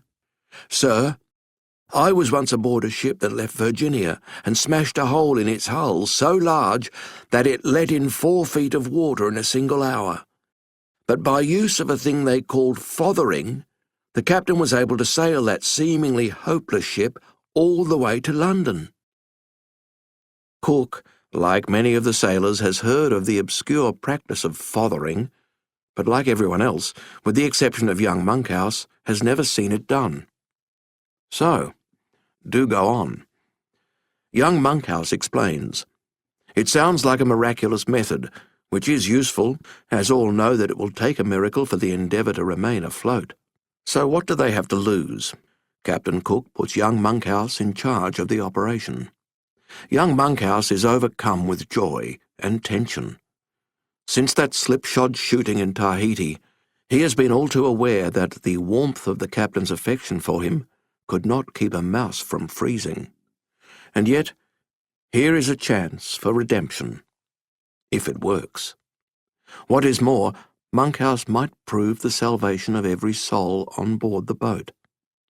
No matter his comparative lack of rank, young Monkhouse is to have total command over all, as the 5 sailors he is given to assist must jump to his instructions. We begin by mixing together a large quantity of oakum, chopped fine with strands of wool, so we have the basic material that might help plug the leak. Oh, and to this we must add sheep dung, or whatever filth we can find. The more fibrous the better. And small stones are also very important, so let's throw these ones we have here into the mix. In his own way, young Monkhouse might do the witches of Macbeth proud, as he mixes his hasty potion. Double, double, toil and trouble, fire burn and cauldron bubble, fillet of fenny snake in the cauldron boil and bake. Now take a spare sail, spread it out on the deck, and, as loosely as possible, place fist-sized bundles of our mixture on the sail, in rows, so that each bundle is just 3 or 4 inches from the next. As the sailors work, all around are aware just what is at stake, as the ship becomes ever more sluggish and even starts to list. Mr. Banks notes that the worsening situation makes all hands impatient for the trial. "Stand back! Everyone back!" Now a rope is fastened to each corner of the sail, and, with infinite care, the whole thing is lowered over the bow of the ship, with the globs of oakum and wool topmost, before the ropes are drawn back so that the sail will come directly over the damaged part of the hull, still with the ropes holding it tightly to the hull. Wherever the leak is, young Monkhouse explains to Banks, must be a great suction, which will probably catch hold of one or other of these lumps of oakum and wool, and drawing it in either partly or entirely stop up the hole. In the meantime, keep pumping. For his part, Captain Cook takes advantage of a change in the wind direction. It is now pushing them towards land, and as sluggish as she is, begins steering the Endeavour to the west. Or is she so sluggish after all? She seems to be moving faster, lifting a little in the ocean. Yes, she is. It is working. It is working. In about half an hour, as Banks records, to our great surprise the ship was pumped dry, and upon letting the pumps stand, she was found to make very little water, so much beyond our most sanguine expectations had this singular expedient succeeded. Rejoice, rejoice, rejoice, for we are saved, at least for the moment, and it is for good reason that young Monkhouse practically skips along the deck, for he is no less than the man of the moment, and very likely the man of the whole voyage. For the actual moment, as darkness falls, Cook has the anchors dropped as the ship approaches close enough to the coast to hear the surf in the far distance. On the morrow they will look for a safe harbour, a place where we might lay her ashore and repair her. Mr. Banks, for one, is stunned at how successful the whole thing is, and how everyone has cooperated to make it happen. During the whole time of this distress, I must say for the credit of our people that I believe every man exerted his utmost for the preservation of the ship, contrary to what I have universally heard to be the behaviour of seamen who have commonly, as soon as a ship is in desperate situation, began to plunder and refuse all command. This was no doubt owing entirely to the cool and steady conduct of the officers, who during the whole time never gave an order which did not show them to be perfectly composed and unmoved by the circumstances, howsoever dreadful they might appear. In fact, with little bothering, the fothering holds not only for the 24 miles back to shore, but for the following 3 days, while Cook looks for a suitable harbour in which to beach his ship, his master and midshipmen ceaselessly searching for that very spot in their smaller boats. In the meantime, Captain Cook still must take extraordinary care, and his time, as they must dodge the endless shoals and outcrops of coral that form a veritable great barrier of reefs between them and the coastline. To get through them in a sluggish ship, all while encountering changing winds and swirling currents, is supremely difficult. And so James Cook proceeds with utmost prudence. Finally, Master Molyneux sends a report back that he has found a suitable spot to bring the ship ashore, a large river mouth, some 5 miles leeward of their current position.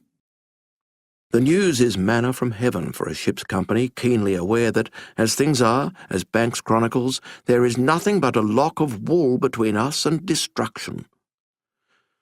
Though the weather has turned foul with howling gales, Cook carefully brings his ship closer to the position described, and sure enough finds the river mouth with not only a deep enough entrance to accommodate the Endeavour, but most usefully sandy shores on both sides.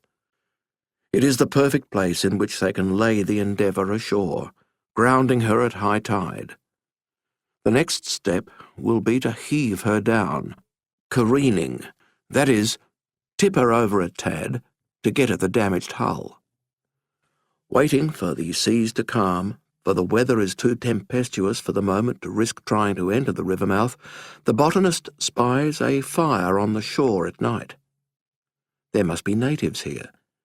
Perhaps, at last, they might make a genuine acquaintance with these most elusive people, instead of just seeing them as flitting figures in the distance. Captain Cook wishes for the same, but for now he must exclusively devote himself to the key task at hand, to effectively strand his ship on the sands like a beached whale at high tide, so it can come to rest, have repair work undertaken at low tide, and then later be floated off at high tide. It is a tricky operation from first to last, and will require all of James Cook's expertise, judgment, and luck. On the 17th of June, a full 3 days after the master had advised of the existence of the river mouth, the weather has sufficiently calmed to make the attempt. Master Molyneux has taken soundings in the river entrance, looking for a deep enough route that the Endeavour will be able to navigate through without grounding on a shoal. It is such an important exercise that Captain Cook himself now goes forth and supervises the laying of buoys, empty water casks anchored by ropes attached to rocks they drop over the side, just as he had in the St. Lawrence River, when he was a master all those years ago. It is a tricky operation, and as it is out of the question to sail the Endeavour into such a narrow space as the river mouth, with no possibility of tacking, and no suitable onshore winds pushing it from behind, they must slowly warp the ship in, a technique which sees them send the longboat forward with a stream anchor which is dropped as far as 600 feet ahead of them. Then, by hauling on the capstan, the ship is pulled forward. Such an exercise in strange waters with disaster swirling all around, including potentially hostile natives secreted in the trees over yonder, would be a nightmare for most naval officers on most ships. But Captain Cook is in his element. This is precisely the kind of thing for which the mighty Whitby Cat was designed, getting through narrow river entrances and on and off the tidal flats and sandbars of the east coast of England, loading and unloading coal. Which is as well, for within 60 minutes of weighing anchor and setting sail at 7 a.m., the Endeavour, with a gravelly and grinding groan, nudges into a sandbar, with many a sailor thrown off his feet and the greyhounds yelping in alarm. 2 hours later, by use of the anchors and the capstan, the men are able to back the ship off the bar, only to shortly thereafter come too close into the opposite shore, where she is grounded again. The process is repeated, and so it goes. At 1 p.m. the ship floated, Cook records in his journal, and we warped her into the harbour and moored her alongside of a steep beach on the south side, got the anchors, cables, and all the houses ashore. Captain Cook's relief is palpable. Neither for the first or last time he is thankful for the kind of ship chosen for this venture, the flat-bottomed girl, the snub-nosed Whitby collier, as any other kind of ship would have foundered on the reef and been impossible to beach in this fashion. It is directly due to the mighty Whitby Cat and all her unfashionable qualities that those on board owed their preservation, and hence we were enabled to prosecute discoveries in those seas so much longer than any ship ever did, or could do. Any of the grander ships of regular design, built for beauty too, would very likely already be on the bottom of the ocean right now. But the Whitby Cat had not only been able to withstand the impact of the reef and be pulled off without losing a part of her hull, but had managed to limp to the shore. With the Endeavour now secure, they use what long timber they have in storage to make a stage from ship to shore, effectively a bridge from the deck to the steep bank, so that they can easily lighten the ship further by carrying everything in the hold straight across the bridge to dry land. In the meantime, 2 tents are pitched on shore, one to hold those crew members who have been sick, and the second to hold what is still in the hold, the empty barrels and provisions, the remaining cannon and spare anchors. Among the sick carried ashore is the ill Tupaia, who is now also dismayed by what has happened. In 100 long voyages, he had never hit a reef like the white men have. It stuns him that they have, and he must once again take down a notch or two his estimation of their powers. On Tahiti, they had seemed all-powerful. On the water, they can seem primitive.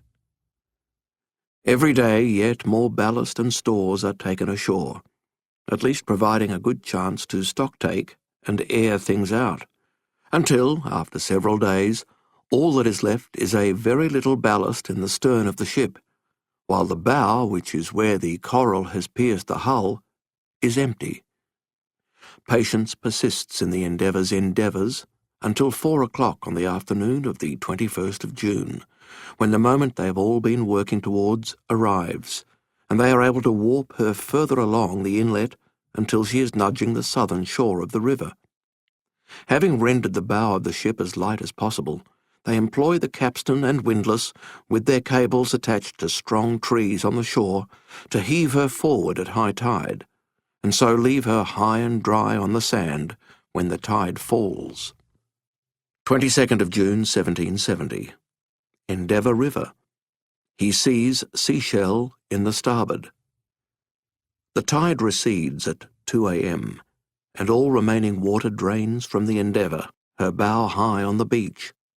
For the first time at dawn, Captain Cook can stand on the sandy, stony shore right by the forward part of the hull to get a close look at the damage, and did someone just walk over his grave? Or is the shudder that moves through him, followed by the wave of incredulity, simply a natural reaction? As Captain Cook realizes the 1 in 1,000 chance that has saved his ship from complete catastrophe. For there it is right before him. There are holes in the hull on both the starboard and larboard sides, and filling the principal hole, the one that would have sunk her, is something resembling a miracle. A large piece of coral rock was sticking in one hole, and several pieces of the fothering, small stones, etc., had made its way in, and lodged between the timbers, which had stopped the water from forcing its way in great quantities. His blessing and his curse, his peril and his path to salvation right there before him. In Cook's whole naval career, he has never heard of such a thing happening, but it has happened to them, and saved them. Examining it even more closely, Cook realizes what has happened.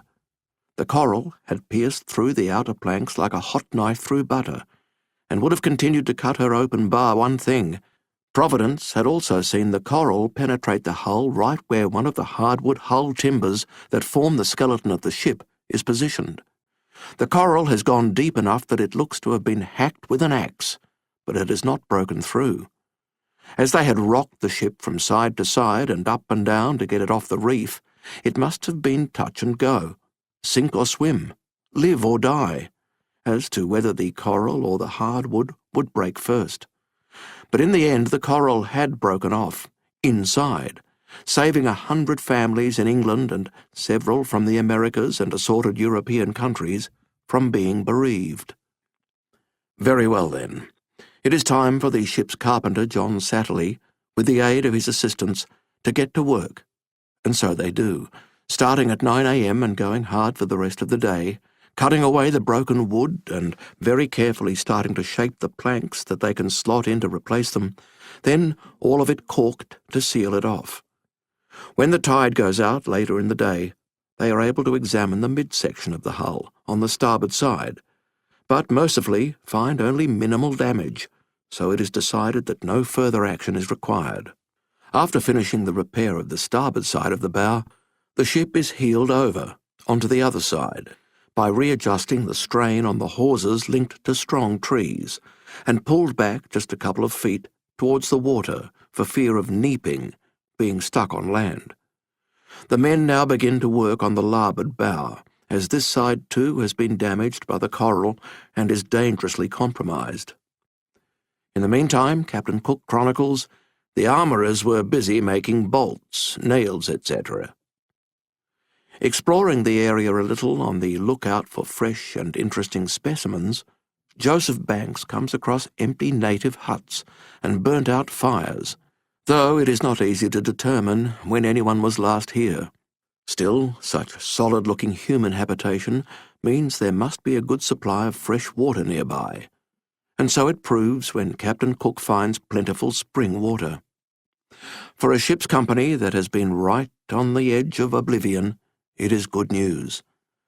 Water means life, means they will at least likely survive in the short term, whether the Endeavour sails again or not.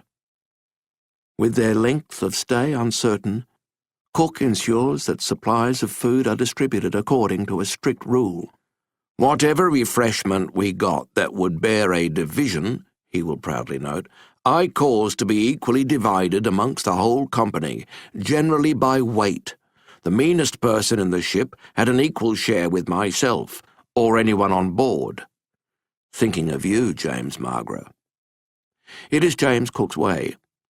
He is no better than these men, and demands no special privileges. It is possible, just possible, that Mr. Banks does not take the same view. but the quartermaster and cook answer to the captain, not him. Either way, diminishing ship-stored rations make everyone more than usually interested in finding what food they can while here, and a vigorous plan for hunting and fishing is put in place. Strange and extraordinary creatures abound in these parts. The redoubtable midshipman James Margaret is out hunting when he sees a wild dog resembling a smaller version of a wolf, perfectly, he said, like those he had seen in America. He shot at it, but did not kill it. There are also enormous black bats with reddish-brown fur and a wingspan bigger than a yard. A seaman who had been out on duty on his return declared that he had seen an animal about the size of and much like a 1-gallon keg. It was, says he, as black as the devil, and had wings. Indeed, I took it for the devil, or I might easily have caught it, for it crawled very slowly through the grass. After taking some pains, I found out that the animal he had seen was no other than the large bat. Out on the reef just offshore, there are clams so enormous that, as Banks records, one of them was more than 2 men could eat. Many indeed were larger. The coxswain of the boat, a little man, declared that he saw on the reef a dead shell of one so large that he got into it and it fairly held him. Amazing. The truth of it is that there are things to see in this extraordinary place that are true, that rival the stories Charlie Clerk used to make up about Patagonia. Meantime, others of the ship's company who have been sent to the far shore on a pigeon-hunting expedition have a curious experience. They are just firing at passing birds, gathering what they can and moving deeper and deeper into the bush, when one of the men sees something in a fleeting, fleeing moment. Before him is one of the most extraordinary-looking animals he's ever seen, and quite unlike any he's ever seen. It is, as he will describe it to Mr. Banks and Captain Cook a short time later, an animal as large as a greyhound, of a mouse colour, and very swift. Swift? Yes, it sort of bounded away. It is all so very unworldly. The fellow can't even be quite sure what exactly he had seen. It is intriguing enough, however, that Cook and Banks wish to know more, and the following morning Captain Cook is on his own expedition a little into the bush when he too must take pause. There. Where? There! Its head, coming out of the tall grass. It was just as the sailor had described to him the previous afternoon, and, as Captain Cook will recount, I should have taken it for a wild dog, but for its walking or running, in which it jumped like a hare or a deer. Cook cannot see the bottom of the creature. It is hidden by the grass, but others get a clearer view of this oddity. One sailor says that it has very small legs, and the print of the feet like that of a goat. This is a strange land indeed, with a strange people, a strange and treacherous landscape and seascape, and very strange creatures.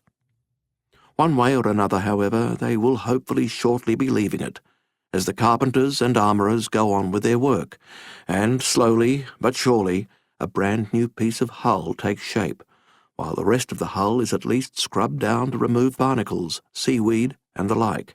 For the first time they can start to contemplate the next problem beyond surviving: leaving. Chapter 12. Endeavouring to leave. I likewise sent some of the young gentlemen to take a plan of the harbour, and went myself upon the hill, which is near the south point, to take a view of the sea. At this time it was low water, and I saw what gave me no small uneasiness, which were a number of sandbanks and shoals laying all along the coast. The innermost lay about 3 or 4 miles from the shore, and the outermost extended off to sea, as far as I could see without my glass. Captain James Cook, 30th of June, 1770. Late June, 1770. Concard, the Cocoyimida, the spiritual matters. The Cocoyimida people only build small fires. You burn simply what you need to stay warm, or to cook what you have hunted, but no more than that. On this evening, as they have their evening meal around the fire, they discuss the strange spirit and ghostly men who arrived at Wallambalbiri, the river mouth of their land. The intruders are indeed strange and troubling, for they gorge on the fruits of this land, trample its grasses, disrespect its sacred sites, and take more fish and turtles than they can possibly need. And they don't move on. What is happening? Are these pale-skinned intruders Wangar, spirits of our long-dead ancestors? Or are they Bama people?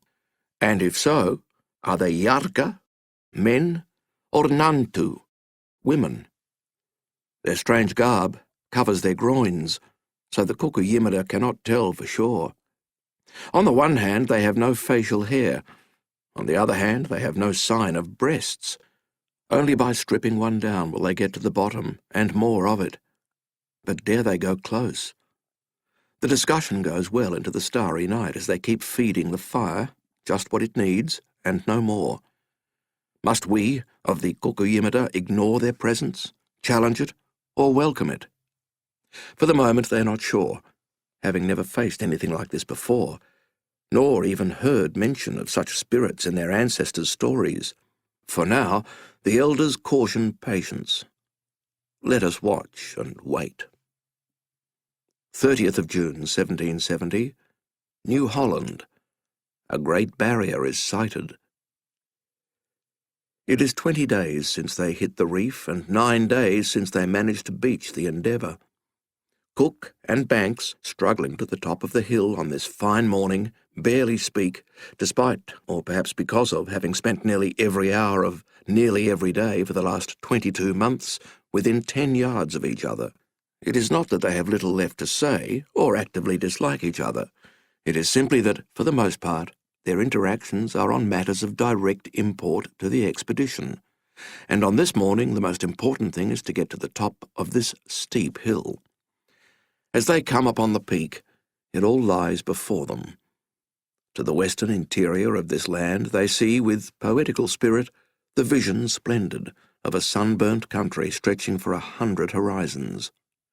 It looks forbidding for any people who would try to cross it, but out to sea, to the east, it seems even worse than they feared.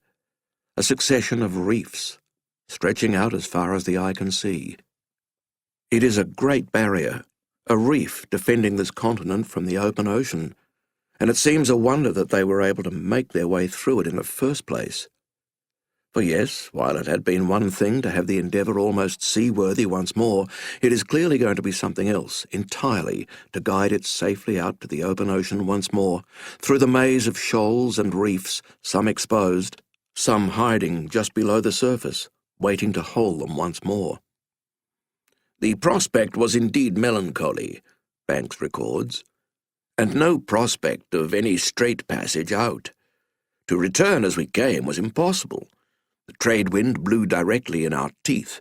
Most dangerous, then, our navigation must be among unknown dangers. How soon might we again be reduced to the misfortune we had so lately escaped? Escaped indeed we had not until we were again in an open sea. The walk back down the hill is even more silent, each man alone with his troubled thoughts. 1st of July, 1770, Endeavour River.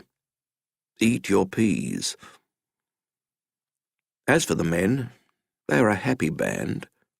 Against all odds, they have survived, and are on firm land with plenty of fresh water and fresh food.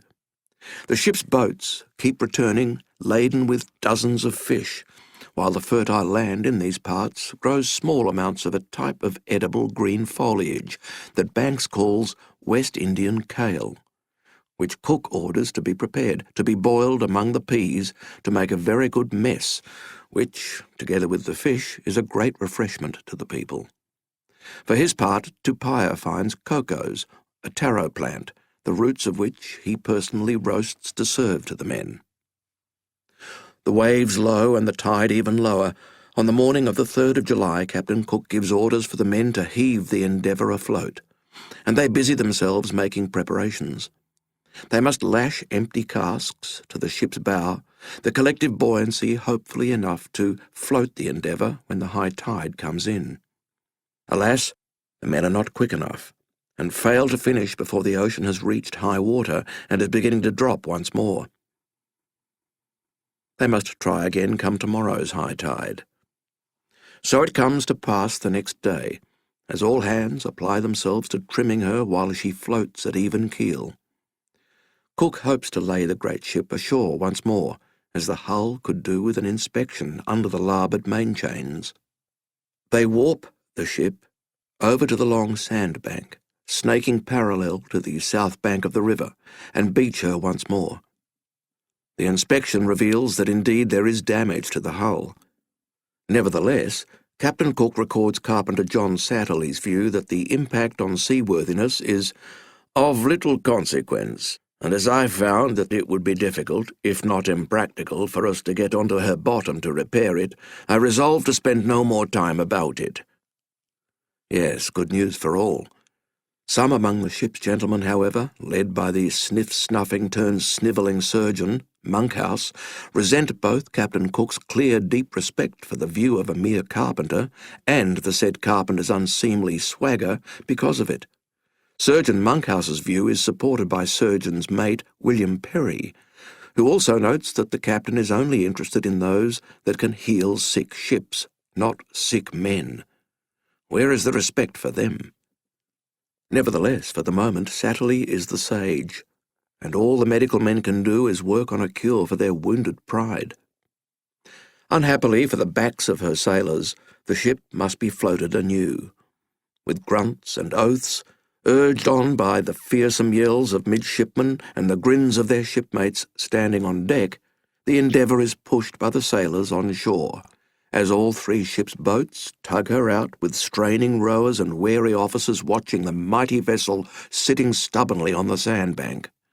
In the end, it is like the birth of a poddy calf, as, after a terrible strain, everything suddenly comes with a rush, and the Endeavour floats freely once more. Captain Cook watches the successful operation with pleasure, then orders the crew to moor the Endeavour alongside the beach where the stores lie and prepare to bring them aboard to be stowed. The gun, in Tupia's hands, weighs more than its mass. It is a heavy burden, a terrifying power, but one he must get used to. It is the 5th of July, 1770, on the white man's calendar. A rustle, in the undergrowth, somewhere near. Tupia and his gun disappear into the scrub, under the watchful, if a little bemused, eye of Joseph Banks. It has been a fortnight now since the beaching of the Endeavour, and while the Englishman and Tupia are supposed to be busy botanizing, the Tahitian man seems far more concerned with prey, suddenly eager to use the ungainly metal monster in his hands. Tupia stalks through the bush, winding through the harsh native scrub like a silent predator, crawling over rocks, sliding through the gaps in the trees. He creeps over a rise now, searching for, well, not for men, and yet that is precisely what Tupia has found. 2 natives digging in the ground for some kind of roots. On seeing him, they ran away, with great precipitation. 2 natives peacefully collecting bush tucker as Tupia stands above them, gun brandished. There are natives in these parts. Tupia continues apace with his hunting. Again and again he fires. Again and again and again, unseen by him, many sets of eyes in the bushes gaze in wonder. How can this be happening? The Kukuyimada people are mystified. The brown man holds the thunderstick to his shoulder, squints his eyes, and after a puff of smoke emerges from one end, comes the shattering noise, and then sometimes a distant bird will fall from the flock. 7th of July, 1770, Endeavour River. Hooroo? Joseph Banks is transfixed. While on a brief camping trip upriver to explore some of the inland, he and his companions have hauled the craft up onto the banks to explore a little, when they see the most extraordinary thing. It must be the strange animal the others have talked about. There are 4 of them, perched on their back legs with their massive tails, and clearly they are aware they are being watched, that there are strangers in their territory. They lift their heads from eating grass, twitch their ears, shake their heads from side to side, have a little hop, and now they're off, leaping away, nay, leaping away. We observe, much to our surprise, Banks will chronicle, that instead of going upon all 4s, this animal went only upon 2 legs, making vast bounds. It is like nothing Joseph Banks and his companions have ever seen before. They stand staring in awe as these extraordinary animals take effortless, massive jumps, which eat up yards of ground at a time. Eager to bring one down so as to be able to examine it, Banks unleashes his lightning-fast hound, Lady. "Run the beast down!" With a yelp, Lady is on her way. With the 4 bounding animals split up into 2 pairs, the greyhound picks the closest pair and is closing fast, until they hit a patch of thick grass. The hound is immediately slowed, while the bouncing animals bound, a big hop, soaring over the top and far, far away. The running English greyhound outpaced by the bounding New Holland greyhound. No, really. Overhead, a flock of colourful birds affirm it is the funniest thing they've ever seen, laughing till they can laugh no more at the very idea that a visitor to these shores could get the better of one of them. Lady limps back to her master, completely and utterly beaten by the local. Never in all their born days have Mr. Banks or the doctor seen anything like it. Examining the tracks the hopping animals have left behind and pacing it out, Banks finds that they take 7 or 8 feet at each hop. Extraordinary. For now, continuing up the river, the waterway narrows to the point that it is only a brook, and so the men begin to make camp for the evening, when Mr. Banks sees smoke curling upwards in the late afternoon light from a spot not far upriver. The natives are obviously there, and as the men of the Endeavour are yet to see any up close, and are travelling in such a small, unintimidating group, this might be the perfect opportunity to show the natives that they need have no fear. Alas, it is less the visitor's reputation that precedes them than their sound and even smell, and when they arrive, there is little to see beyond the small fire, in an old tree of touchwood, spindly and tinder-dry, some rough kind of shelters, scattered tree branches, and, hauntingly, footprints upon the sand below the high tide mark, which proved they had very lately been there. And they really have. For look here, near the fire, is the evening meal they had perhaps been about to eat, including shells of a kind of clam and roots of a wild yam which had been cooked in it. It is a strange thing to have stumbled upon such an intimate thing, perhaps like they are intruding, and yet there is nothing for it. These are people of such unaccountable timidity, matched only by their skill in invasion, that if they don't want to be seen up close, they won't be. In any case, it is getting dark, and so it is time for the intruders to return to their own camp, where their own evening meal of considerably more refinement is nearly ready, and their beds of plantain leaves and pillows of grass are laid out on the sandbank, ready for the night's slumber. Mr. Banks reminds the men there's no need for more shelter, or any worry about attack. Unlike in New Zealand, here in New Holland, the natives never feel like a threat. 8th of July, 1770. Far north coast New Holland, a land lost in time. The languid air hangs hot and heavy, with the mingled odours of distant smoke and surrounding hibiscus. This bush of New Holland teems with life. Insects buzz and drone, birds caw and cackle. Stunning snakes sun themselves on the riverbanks, and enormous lizards with long tails take fright at their presence and run up trees. The water is alive, too. Regular flashing flurries of fish dart back and forth beneath the Endeavour's bow, and strange insects whir just above the water's surface, lowering themselves for a sip or a dip, leaving vanishing patterns when they take flight. Everywhere the Englishmen turn in this extraordinary land, They see things they scarce could have imagined. The next morning, Banks and the camping party are heading back down the river when from the mangroves comes crawling a reptilian beast straight from antiquity, a 7-foot-long crocodile with massive jaws and gleaming pointed teeth. Row on, and stroke, and stroke, and stroke. The sailors in the yawl put their whole bodies into every haul on the oar, leaving the gargantuan crocodile in their wake. Returning to the Endeavour, Mr. Banks is informed that while those in the pinnace have not been able to find a navigable route out of the Great Barrier of Reefs by simply dangling a boat hook from their stern, they have managed to catch 3 delicious turtles, weighing 791 pounds in total. It is becoming clear that in terms of the diversity and richness of their diet, they are more blessed here than any other place they have visited. The promise of such plenty of good provisions made our situation appear much less dreadful. Were we obliged to wait here for another season of the year, when the winds might alter, we could do it without fear of wanting provisions. This thought alone put everybody in vast spirits. Come what may, Captain Cook must prepare for the prospect of imminent departure, and orders the seamen to begin bringing the ballast back on board. 9th of July, 1770. Upon the reef. Banks meets his master. "Say what, Master Molyneux?" "I said no, Mr. Banks." And he means it.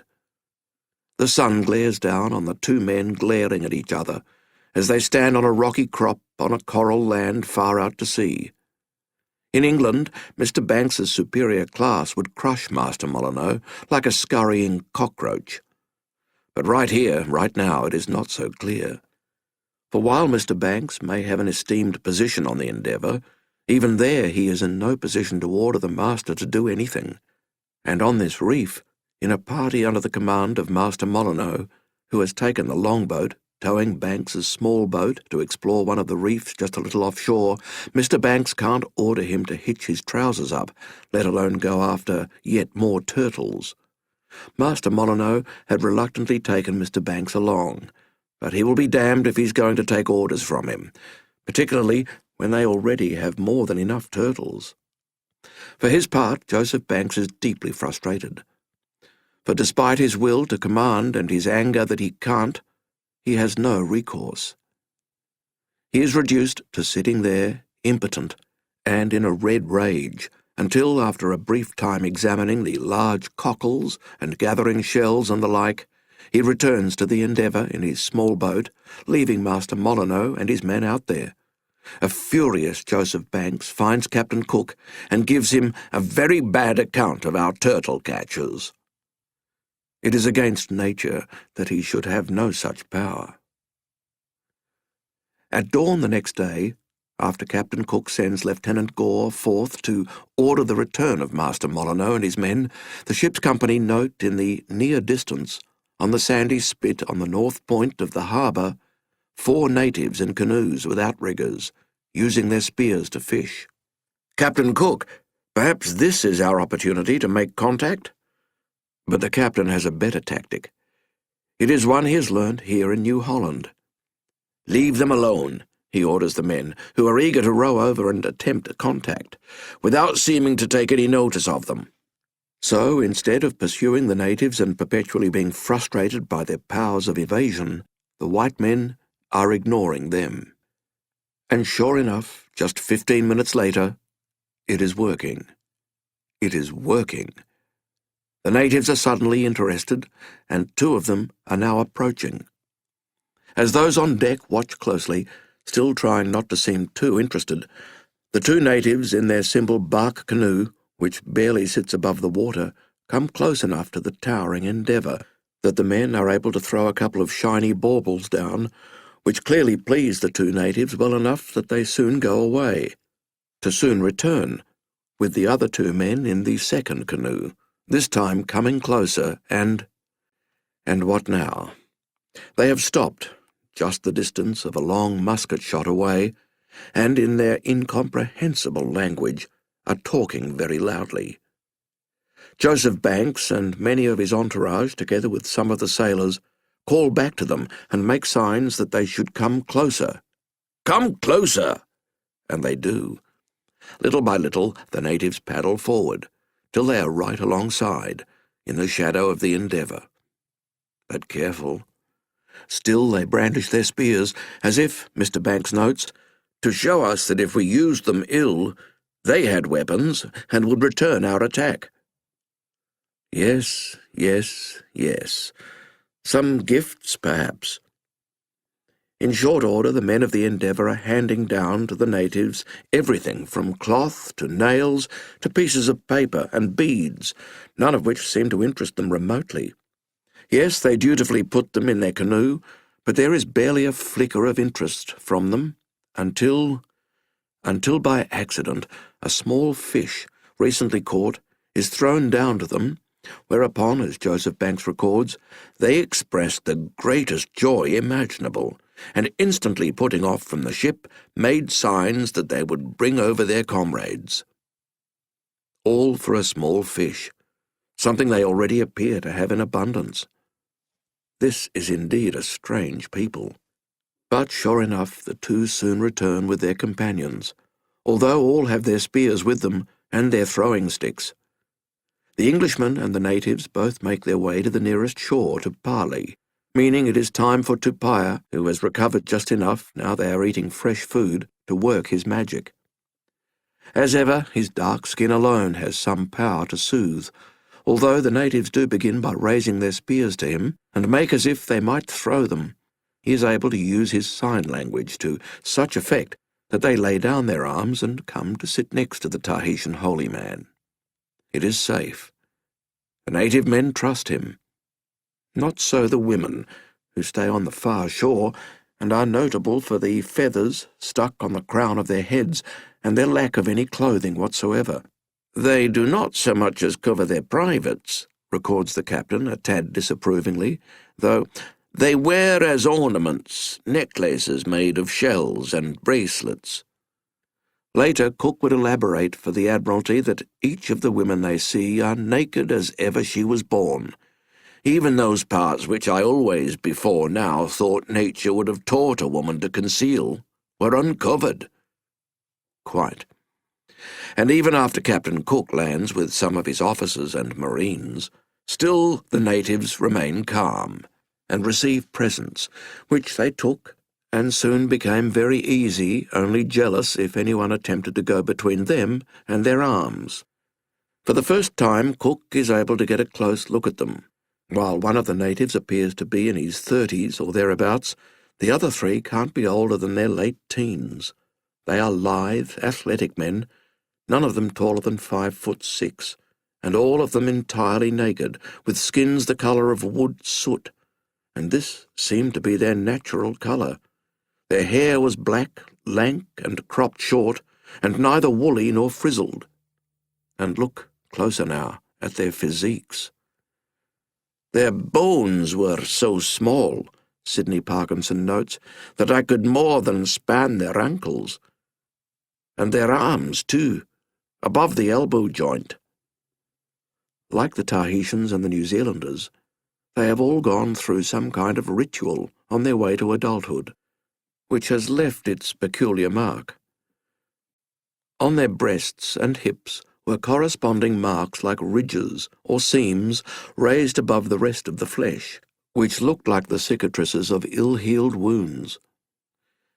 As it happens, the Kuku-Yimada call their territory Kankad, from the word kankar, from the very distinctive kind of crystal quartz found in the area, perfect for forming the sharp edges they need to cut their chest skin for initiation ceremonies. And look closer still.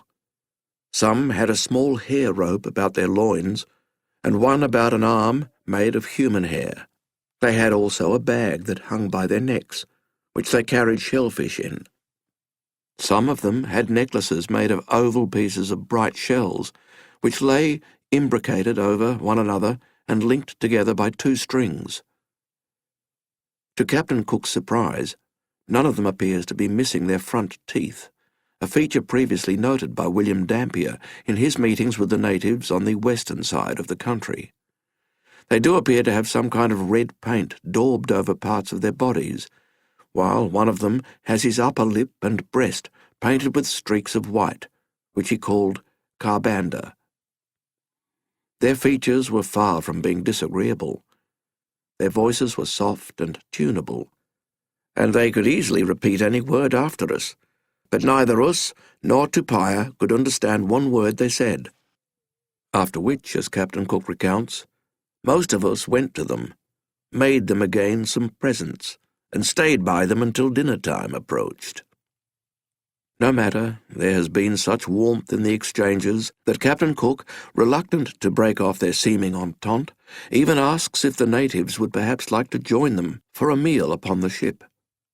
But this they declined, Captain Cook records, and as soon as we left them, they went away in their canoe. Still, it is a start, a real start. For the first time, Captain Cook feels they have had a genuine exchange with the natives, and though it is hardly a diplomatic success, it is at least more than spying fleeting, flitting figures and flashing white souls in the distance, no sooner seen than they disappear. 11th of July, 1770. Endeavour River. Fishing with compliments. Extraordinary. The next sparkly winter morning as the men move about the ship, storing barrels of water in the hold, airing the bread on the foredeck, Joseph Banks is on the quarterdeck, scanning the surrounds, when 4 natives appear as if from nowhere. 3 of them had come the day before, but the other is a stranger.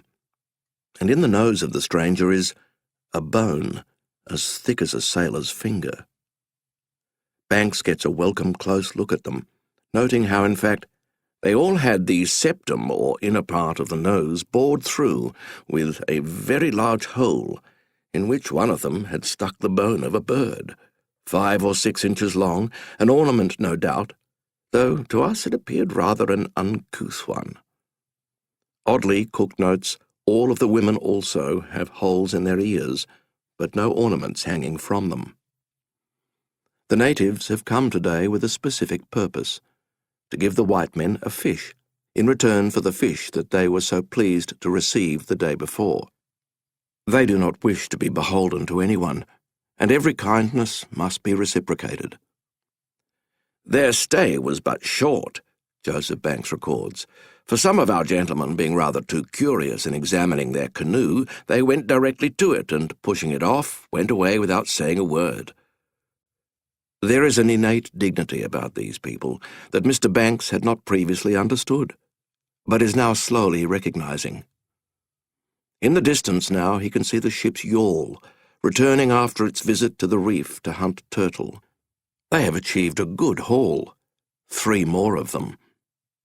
The next day the 3 natives are back with 3 companions, all of whom are formally introduced by name, one of which was Yapariko.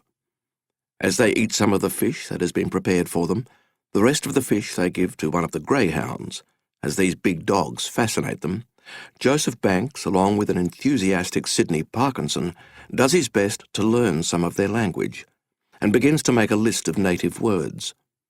They use the method they had perfected in Tahiti, pointing to various things and having the natives say their word for it.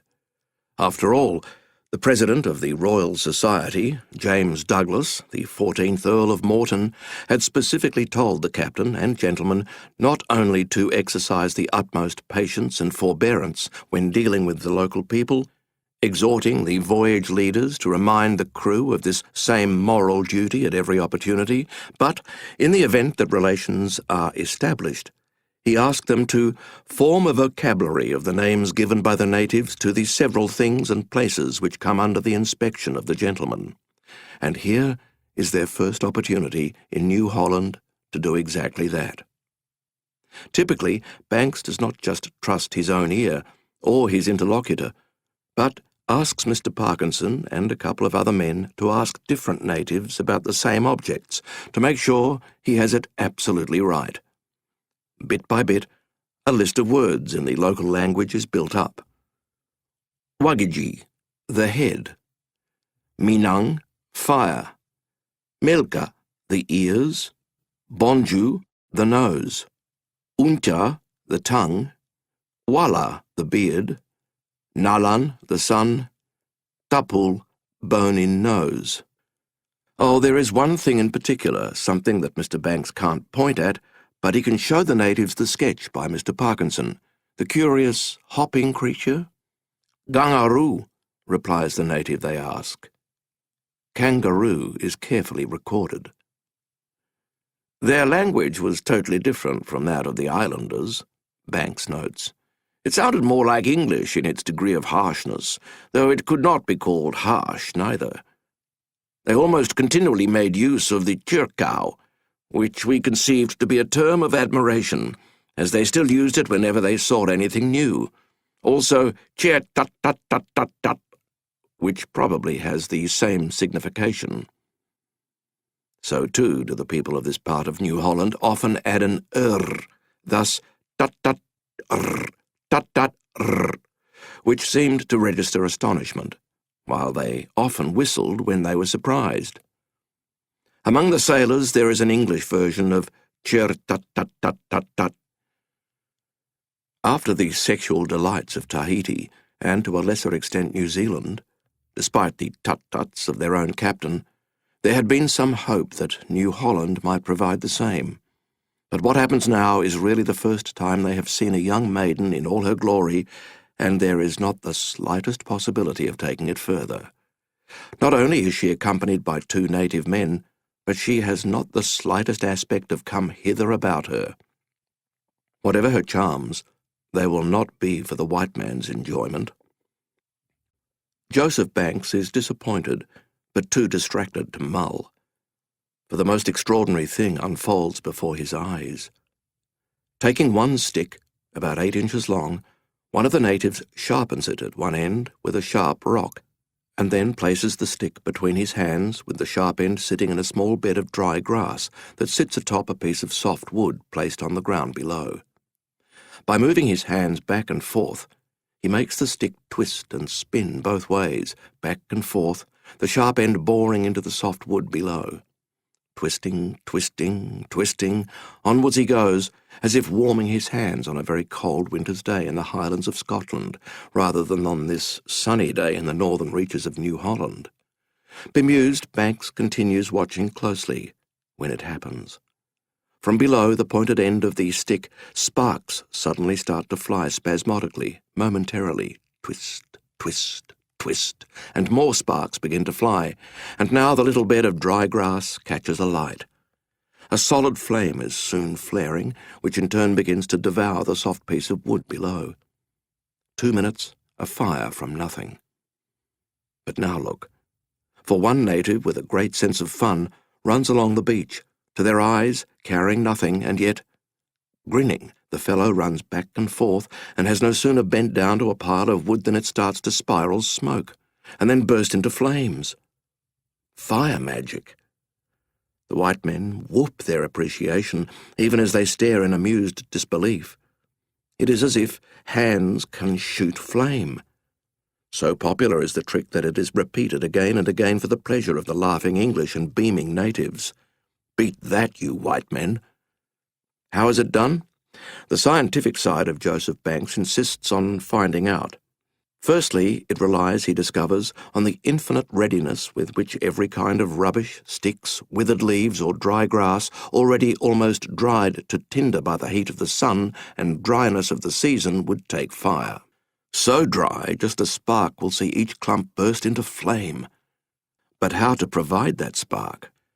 It seems that he does it by carrying in his fist a tight ball of smouldering grass that only needs air to be ablaze, and he then breaks off bits of it as he runs, expertly placing each blazing fraction on the part of the clump most likely to ignite. In this manner, proceeding as long as he thought proper. Mr. Banks also notes how fire is used by the natives to keep their hair, facial and otherwise, in trim. That they had no sharp instruments among them, we ventured to guess from the circumstance of an old man who came to us one day with a beard rather larger than his fellows.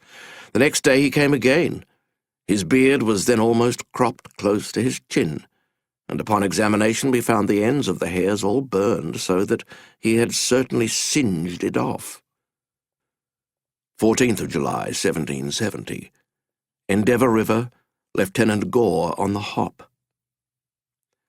Hunting for meat in these parts, shooting the animals and birds, has not been easy for the white men. Clearly, it is no problem for the natives, as they have methods all their own. For one, Joseph Banks finally understands the reason for the notches they had seen cut out of the trees at Botany Bay, notches which they had everywhere cut in the bark of large trees, which certainly served to make climbing more easy to them, might be intended for the ascending of these trees, in order either to watch for any animal who unwarily passing under them they might pierce with their spears, or for the taking of birds, who at night might roost in them. Those natives also have a natural way of moving through the bush, as if they are of the bush. Lieutenant Gore is not of the New Holland bush. He is originally from Virginia, before moving to New York, and he is on the hunt when he sees it. Up ahead, at a distance of about 70 yards, it's a kangaroo that has, miraculously, not heard him or smelled him. Time is of the essence. Lieutenant Gore brings his musket to bear. He is not proud, particularly, to have been the first man to shoot a Tahitian and the first man to shoot a New Zealander, but by God he just knows he is born to be the first man to shoot a kangaroo. He pulls the trigger. The blast sends flocks of cockatoos as far as a mile away, flapping skyward, screeching their alarm. But Lieutenant Gore has the satisfaction of seeing the kangaroo fall. For once, just for once, Mr. Gore has shot something that will please his captain. Bending over the creature, he sees it twitching, its lifeblood flowing from the wound in its side. But it is soon still, and a couple of Lieutenant Gore's men are able to sling it from a stiff pole and carry it back to the Endeavour, where even the carpenters, still busily working on the hull, take momentary pause to get a good look at it. Indeed, it is like nothing they have ever seen, though this one is smaller than many of the others that have been spotted. Properly gutted, to aid in its preservation, Mr. Banks and his men find it weighs no more than 28 pounds. Even Captain Cook is so fascinated he takes up the role of naturalist, and begins some detailed notes on its form. It was hare-lipped, and the head and ears were most like a hare's of any animal I know. The tail was nearly as long as the body, thick next to the rump, and tapering towards the end. The forelegs were 8 inches long, and the hind 22. It bears no sort of resemblance to any European animal I ever saw. So, in the end, aside from being faster than a greyhound, the kangaroo looks nothing like a greyhound either. Sidney Parkinson couldn't agree more, and with pencil in hand tries to capture it. It is not easy. When drawing a man or a dog or a bird, their form simply pours from his pencil, as he is more than familiar with the basic contours, and must only alter the shapes so as to properly capture the beak or the nose, the chin, the lines of the forehead, etc. But here, he must first struggle to get even the basic contours right, before even getting to the detail. Yes, he notes, it has a head like a fawn's, lips and ears, which it throws back like a hare's. The tail, which is carried like a greyhound's, was almost as long as the body, and tapered gradually to the end. The chief bulk of this animal is behind, the belly being largest and the back rising towards the posteriors. The whole body is covered with short ash-coloured hair. All up, Joseph Banks is more than pleased with Lieutenant Gore's feat in bringing down and then bringing back the animal, and even more pleased the next day when, dressed for our dinners, it proved excellent meat. By now, as hunting expeditions continue to replenish their food supplies, all are feeling more confident about the immediate future and relieved that their days of being on a starvation diet may be over. This feeling grows even more on this evening when the yawl brings, to everyone's delight, another 4 turtles, each one between 200 and 300 pounds.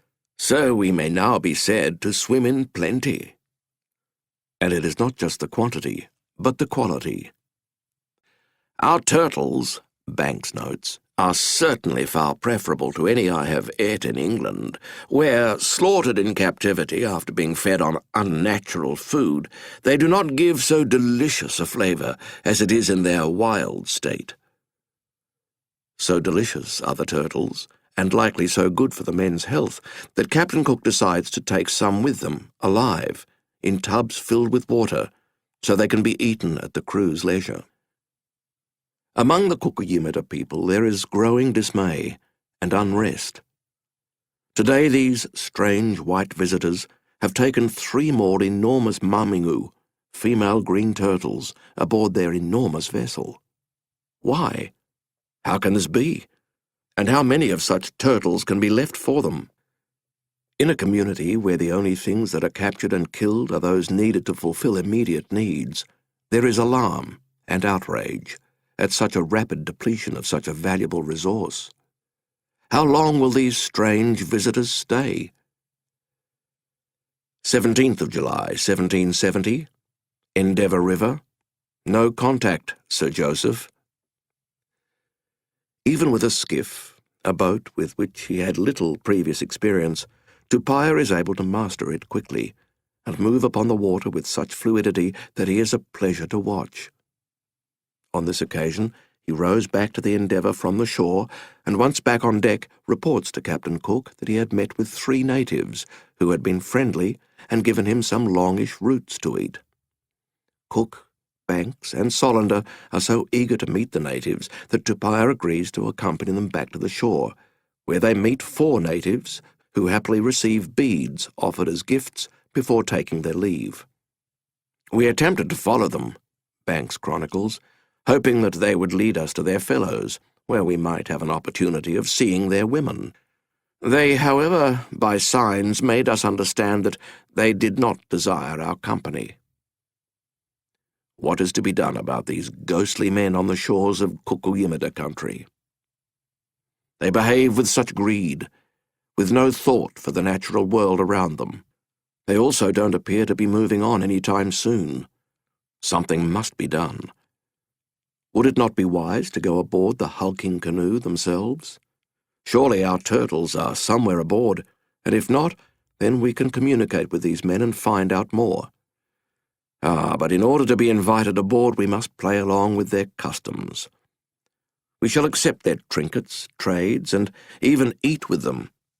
We will not go unarmed, though we cannot afford to show any menace or have them think we mean harm. Once we have their trust, we will climb aboard the great canoe, and from there we will learn the truth of what happened to the turtles. 18th of July, 1770. The natives invade British territory. What has gotten into them? In Banks's eyes, the natives appear to have lost all fear of us and became quite familiar, coming out to the ship as casually as if they were heading out fishing. One of them agrees to demonstrate his prowess with a spear, which is about 8 feet long.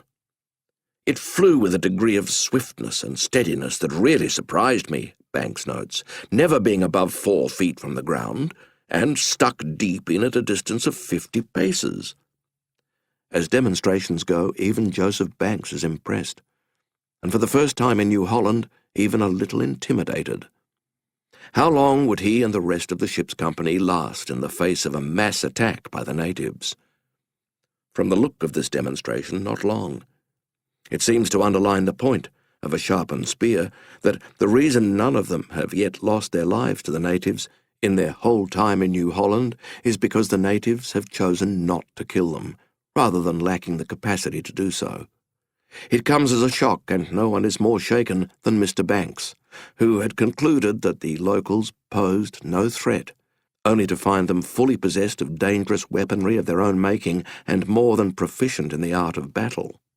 Either way, today is a happy day, and some of the natives accept the invitation to come on board the Endeavour. Surely, this time, they will be wide-eyed and seriously impressed with the grandeur of the vessel on which they are privileged to set foot. Surely, as men who are used to canoes, they will be like a man from a small thatched cottage, setting foot in a cathedral for the first time, as they gaze at the towering masts high above, at the shimmering furled sails. Actually, no. Somehow the natives could not be less interested in the ship itself, but they are interested in the caged birds they see on deck, including Tupaya's lorikeet. Chat-tut-tut-tut-tut-tut. Yes, new. But that is not their gist. They are in fact appalled, and begin animatedly discussing the lorikeet, when one of them darts forward and tries to wrench apart the thick strands of wire that form the bars of the cage, before, as birds squawk and the crew shout, he is fallen upon even as other natives cry out and try to do the same. The birds must be freed to fly, and so must the turtles to swim and roam. It takes some time, but the ruckus does eventually die down, even if the birds remain in their cages, and more peaceful, curious interactions ensue. Now, more confident that the natives will not make trouble, Captain Cook turns his attention to that which truly concerns him, getting away from this place, hopefully within just a few days, and with that in mind, even while the natives are still on board, he orders Master Molyneux to take some men and the pinnace out to the northward to seek out a channel among the shoals. This ends CD 14. CD 15. The captain and Mr. Banks also head north, crossing to the opposite side of the river, and make slightly inland, walking some 6 miles up to the peak of another hill, and look northward, their intended direction, if they can find a navigable route, to see what obstacles lie between the Endeavour and the open sea. As before, the Great Barrier of Reefs, as impossibly beautiful and colourful and positively magical as it is, provides a melancholy prospect of the difficulties we are to encounter, for in whatever direction we looked, it was covered with shoals as far as the eye could see. The two trudge back to the ship in near silence, arriving to find several more natives on board. As it turns out, the attention of these natives is no longer on the caged birds, nor even the fact that one of the more sullen of the white men seems to be missing most of both of his ears. That must be some strange white tribal ritual. No, they are mesmerized by something else entirely. They have found the turtles, clambering about on the wooden deck. Perhaps it is impressive to have caught so many, but why do the white men need that many? Is there no end to their greed? The natives soon leave, still concerned. 19th of July, 1770, Endeavour River, fire at will. From high on the deck, Joseph Banks spies something on the beach, something curious. Several natives come out of the bush, bringing with them a larger quantity of spears than they had ever done before. The natives' weapons are carefully laid up in a tree, leaving a man and a boy to take care of them, while 10 native men drag their bark canoes to the water's edge, hop in, and paddle swiftly to the English ship. Captain Cook joins Banks at the gunwale and watches as the natives approach. He can see 6 or 7 native women standing in the distance on the shore too, watching. The English have never seen such a large grouping before. Why? Something is up. The natives are welcomed on board, but it is clear by their faces they are no longer in a mood to be welcomed. The sole reason for their visit is soon made clear. The turtles.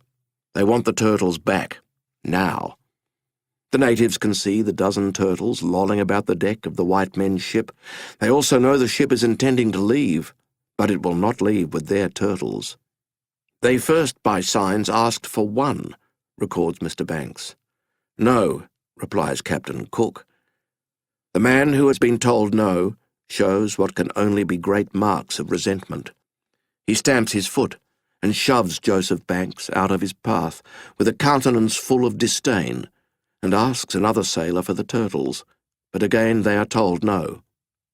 At this point things become perilously close to getting out of hand, as 2 of the natives become angered at the refusal, and the captain barks commands for them to be hauled down the gangway and off the ship. The other natives, now getting angered themselves, grew a little troublesome, and were for throwing everything overboard they could lay their hands upon. James Cook tries to pacify the natives by offering them some English bread, which they rejected with scorn, as I believe they would have done anything else excepting turtle. Time after time the natives attempted to grab and rescue the turtles, their turtles, only to be thwarted every time by the Englishmen. Finally it becomes clear to them that they will not succeed in this venture, at least not right now, and with a grunted command from the oldest of the men, suddenly they all in an instant leapt into their canoe and went ashore. They are deeply affronted. While there is a great culture of give and take between tribes, whereby a tribe, blessed with a sudden bounty of food, will give to a tribe without that bounty, it is very much a reciprocal arrangement. All that the white men have done so far is take, and these turtles are not theirs to take. The key food of the Kuku-Yimata people, it is outrageous for these strange men to just come in, help themselves, and take away their turtles.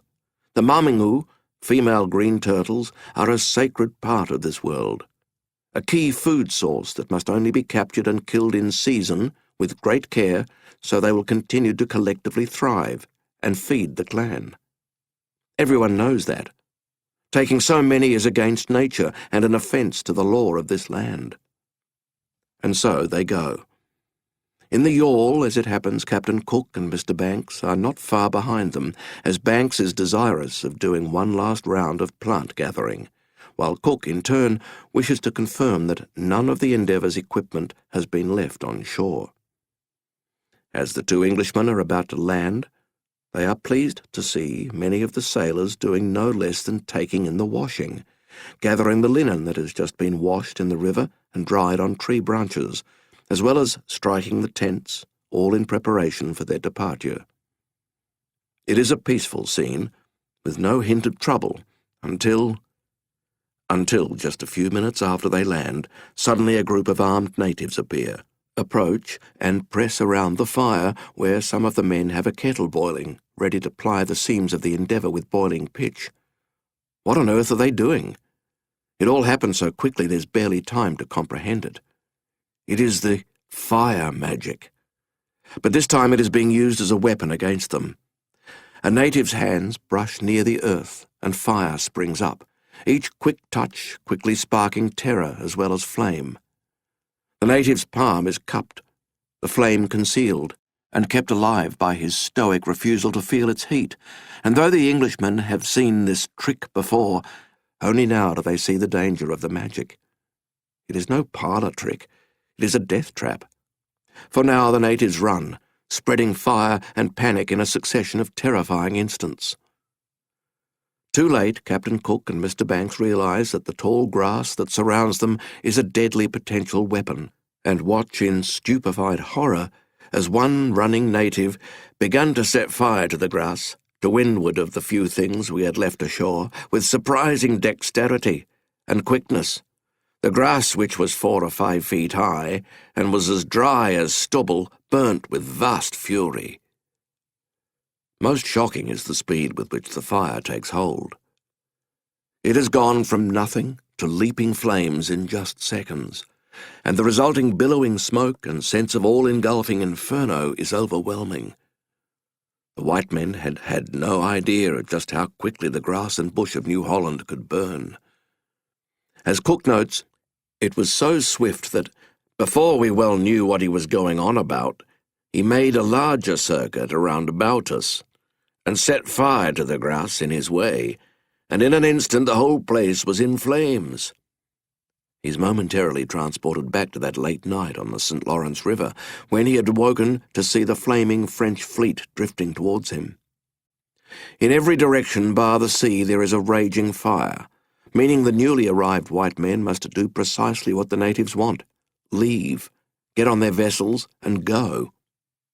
While nearly all eyes look to Captain Cook for what to do, Joseph Banks, as is ever his wont, moves on his own account, snapping orders at 4 sailors. Even though he has no formal authority over them, he is soon on his way back to the Endeavour at all speed to get armed reinforcements. On the other side of those flames they have men, not to mention clothes, linen, fishing nets, the forge. All of them must be rescued. None can be left to the natives, and least of all the men. But there is a more important matter still. First and foremost, we must save the botanist's tent, placed there for the benefit of Tupaia. The men row with all their might as Banks's fury grows.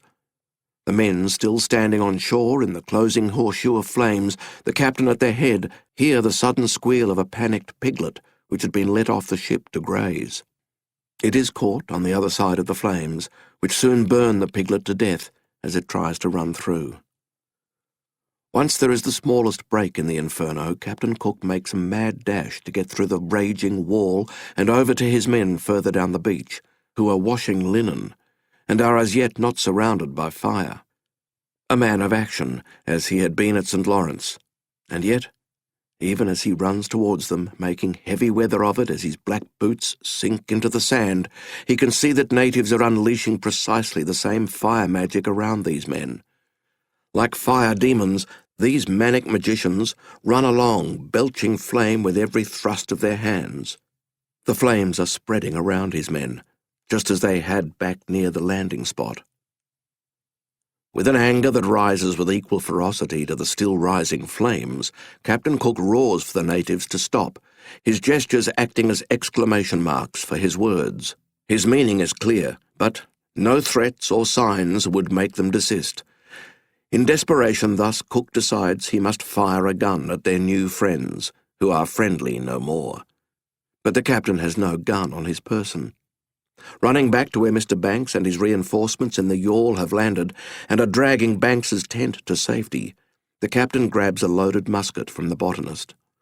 Seeing how desperate the situation is, Mr. Banks takes another musket and joins Cook as they both now run along the shore, the civilian and the naval commander yelling in unison for the sailors to run back to the pinnace and for the natives to stop trying to burn them alive. Still the natives persist, and so Captain Cook takes his desperate action. Taking up his already primed musket, he drops to one knee and takes aim at the leading native with fire in his hand, before pulling the trigger. Yes, the small puff of smoke that the musket emits is as nothing to the billowing smoke from the fires, but it is enough.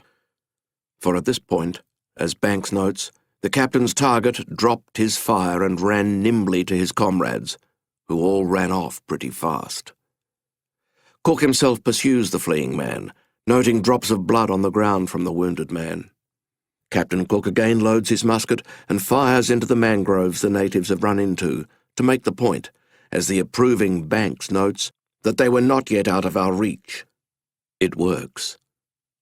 They ran on, quickening their pace on hearing the ball, and we soon lost sight of them. Captain Cook and Mr. Banks return to their landing spot, where Cook is pleased to see the people who were ashore had got the fire under control. But now, in the near distance, raised native voices. Over in the mangroves, where some of the sailors had been doing washing. Anxious that more trouble is afoot, Cook grabs a party of 4 men, along with Banks, and starts running towards the voices. There they are.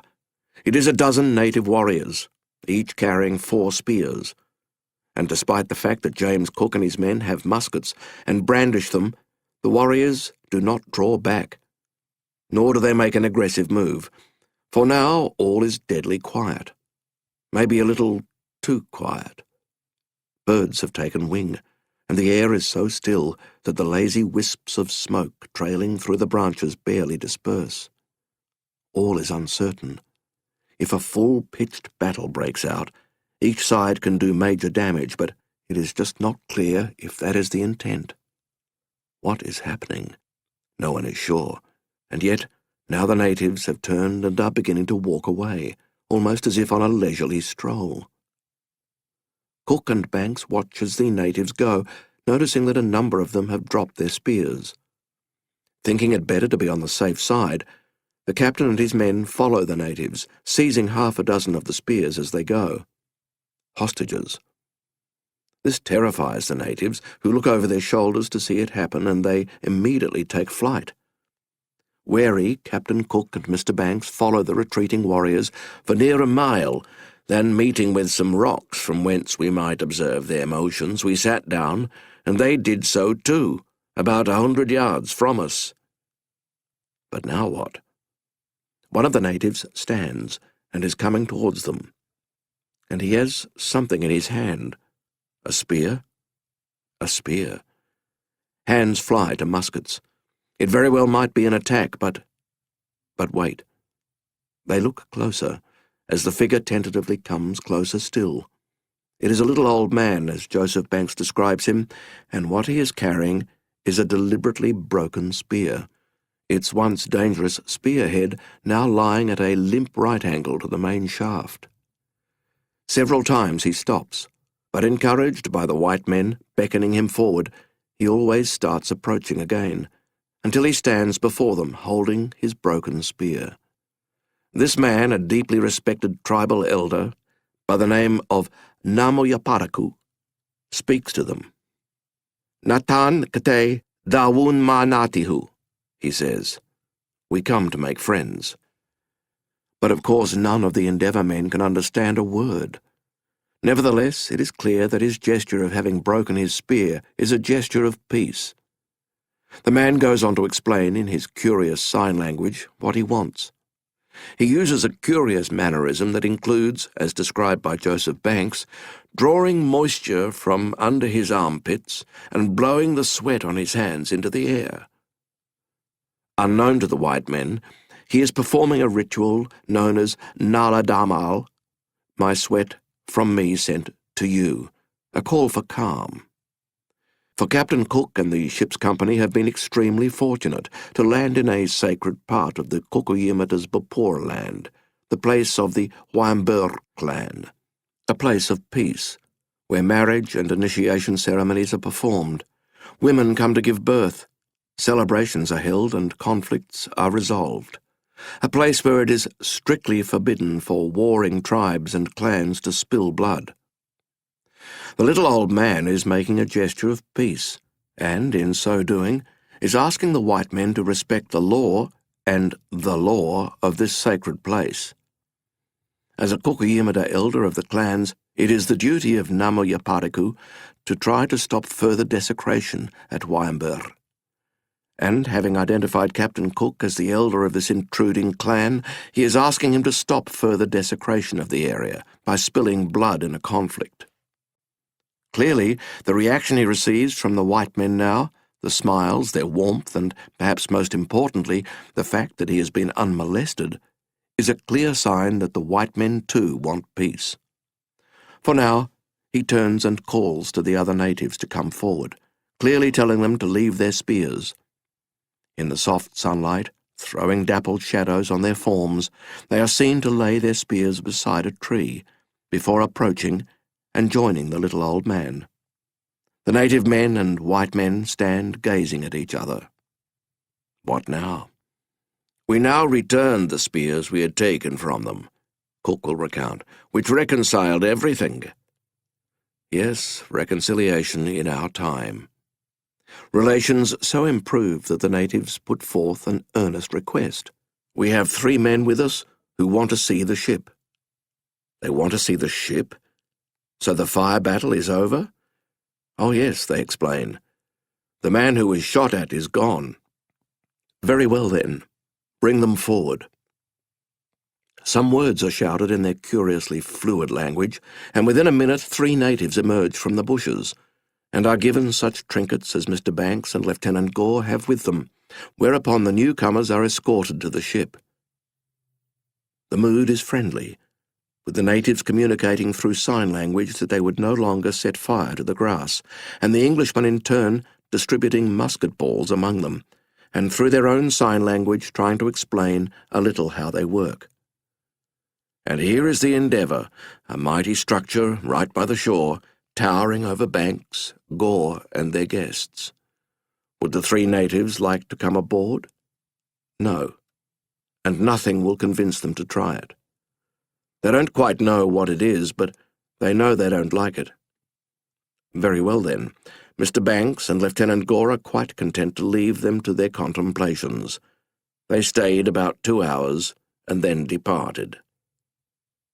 The Cookayamata people approached the English one last time. "They all came along with us abreast of the ship," Captain Cook notes, "where they stayed a short time, and then went away." Yes, very strange. But the Endeavour men have grown used to such strangeness. You never quite know what the natives will do next. They don't react like white men. They seem to know the white men are soon to depart, but there is no sense of ceremony about it, no goodbye, and now what? This is no ordinary fire. No beach brush lit by the fire magic, or just a few trees set alight. Oh no, this is much grander than that, awesome in its beauty and its terror. For the natives have, as Captain Cook records, set the woods on fire. The massive conflagration rises and roars with dangerous beauty, about 1.5 miles or 2 miles from us. Mesmerizing and terrifying, it is an inferno reaching into the night sky. Now the wind shifts, and the smoke all but engulfs them as the ship's company, with stinging eyes, start coughing, even as they hold whatever fabric they can to their mouth and nose to help with breathing. Even through the swirling smoke, however, they can still clearly see the inferno in the distance. It is clearly no accident, but is it a tribute or a warning?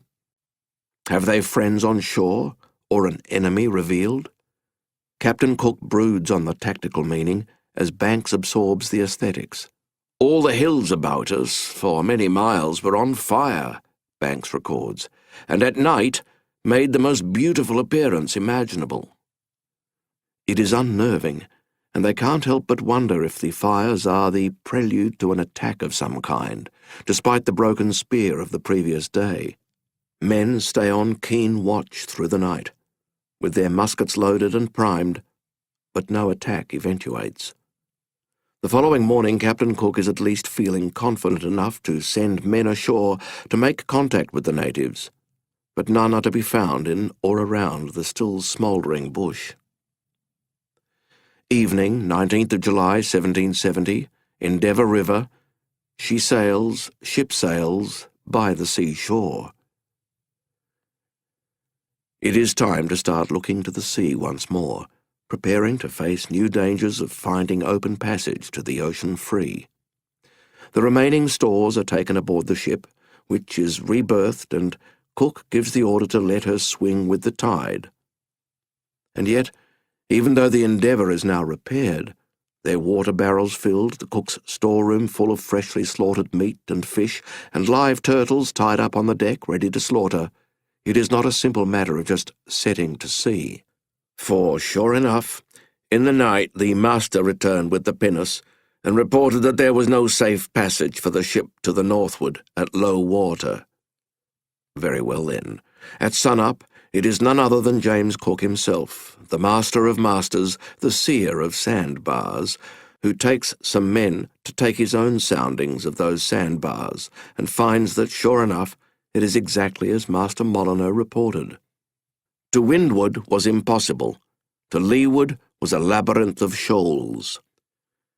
It will take more than a few days to be fully ready in any case. They now need to make further repairs to the ship's hull. Ironically, it is discovered the Endeavour has actually suffered a little damage while being on shore being repaired.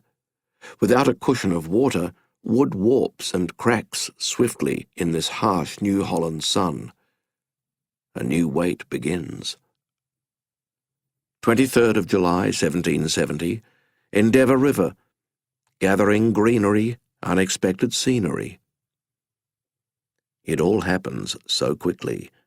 One moment the young sailor that Captain Cook has sent into the country to gather edible greens is just walking along, and the next he has stumbled upon 4 natives in long grass having a sumptuous meal of roast cockatoo and kangaroo, the uneaten portions of which are hanging from the tree by their side. He is one with no weaponry bar a small knife. They are 4 with spears. To run would be to invite acquaintance with those spears, and so, with no little presence of mind, he simply sits with them. Pleased to meet you. And they are clearly pleased to meet him. Still nervous, the young man offers the natives his knife as a gift. They examine it closely, passing it between them, before they hand it back. What they really want to examine is him, or her, for they remain unsure, and now is finally their moment to find out. Taking the young sailor's mungal hand in theirs, they look closely, seeing how the palm and fingers are exactly the same as their own. And now they wish to look at the other parts of his body, indicating they would like him to strip down. Again, they clearly have genuine but not threatening interest as they poke and prod him in various parts. The young sailor at length pulls down his pants to reveal it's a yarga, a man. The whole meeting has taken some 30 minutes.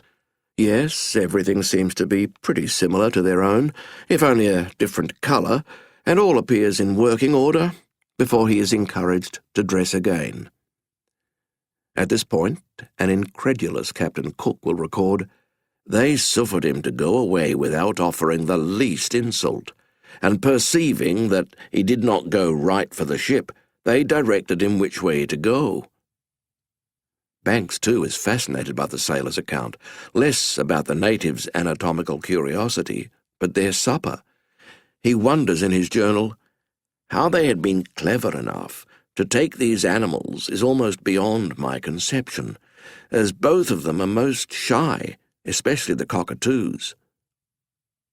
Later in the day, while botanizing on, Banks follows a track, and suddenly there is something completely unexpected.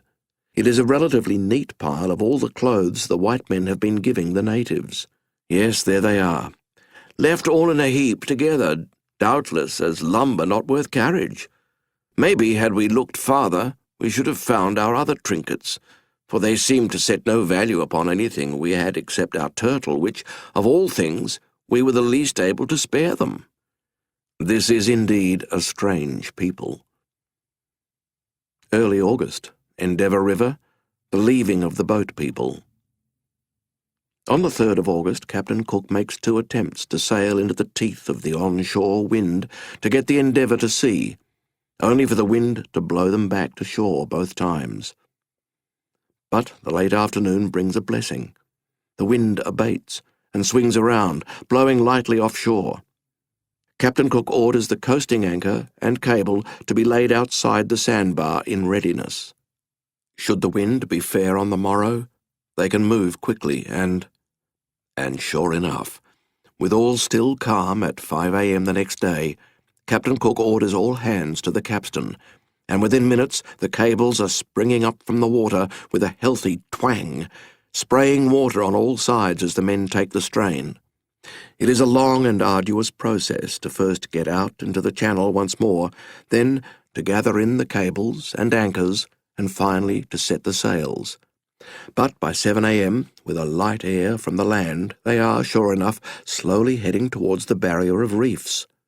Their next obstacle, to the open sea. The pinnace leads the way, sounding continually, lest they run afoul once more. 4th of August, 1770. Leaving Endeavour River, against a sea of troubles. It is time to take pause. Sometimes in sea life there is indeed the quick and the dead, but in this situation long experience has taught Captain Cook that the quick die. After anchoring in 15 fathoms in the channel, he sends Master Molyneux on his way to find the way through, and in the meantime he wishes to wait until low tide, so he can see for himself from the masthead the lie of the reef at low tide. If there proves to be no safe passage to the east or north, he will slowly sail to the south, around all the shoals, to skirt them on the eastern side. The only thing he knows for sure is that as they had got the ship in here, there must indeed be a way out. But Robert Molyneux returns with the news. There might be a way.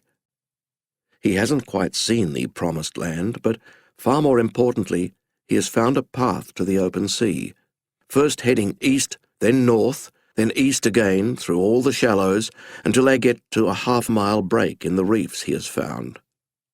That afternoon, from the Crow's Nest, Captain Cook can see for himself exactly what the master has reported. By heading in exactly the directions he has suggested, they will come out just beyond the spot where they have been catching all the turtles, called, let's see, Turtle Reef. The next morning, at mid-tide, the crew weigh anchors again. That light offshore wind soon freshens, however, and as it is coming from the southeast, Cook must proceed with infinite care, the pinnace going ahead to make many soundings. And so it goes. With painful precaution they proceed until nightfall, before dropping anchor to start again the next day. For yes, each night from now on they must stop, as it is too dangerous to proceed in the dark. But it is not as if the danger stops even then. The problem is that the anchors sometimes will not hold. On the night of the 6th of August, in fact, Joseph Banks wakes to the sound of shouts being added to the shrieking wind that has been buffeting the Endeavour for hours. Captain Cook, of course, is already on deck, his wise brown eyes darting to every corner of his vessel, keeping track of her hardware and sailors, dispensing orders, as calm as ever, but also fiercely focused. For this time the reef is not a bump in the night, but a looming peril in every direction. Somehow the ship has shifted in such a way that there are breakers in every direction coming at them, meaning they must be all but surrounded by submerged reefs. The menacing curling white of the enormous waves betrays the clear, if still hidden, dangers that lurk and smirk at the fat wooden prey now drifting towards destruction. Quickly, Cook has the men in the pinnace out, taking soundings in the direction the ship is drifting, and yelling out how many fathoms of safety they have. The short answer in the still shrieking wind is not much, and getting less all the time.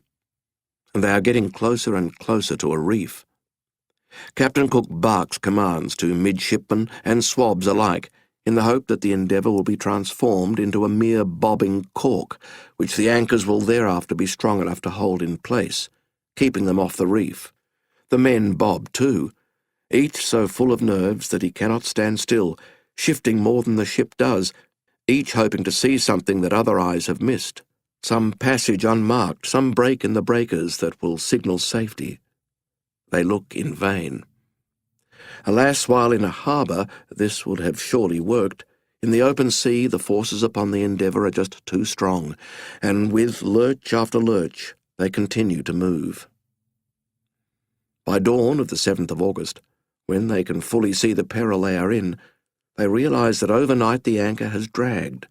They have moved no less than a league from where they had dropped it at dusk. All up, it is extraordinary that they have moved that far and yet not finished up on one of the shoals that threaten them from all around, including the one dead astern that the wind and tide seem now intent on casting them upon.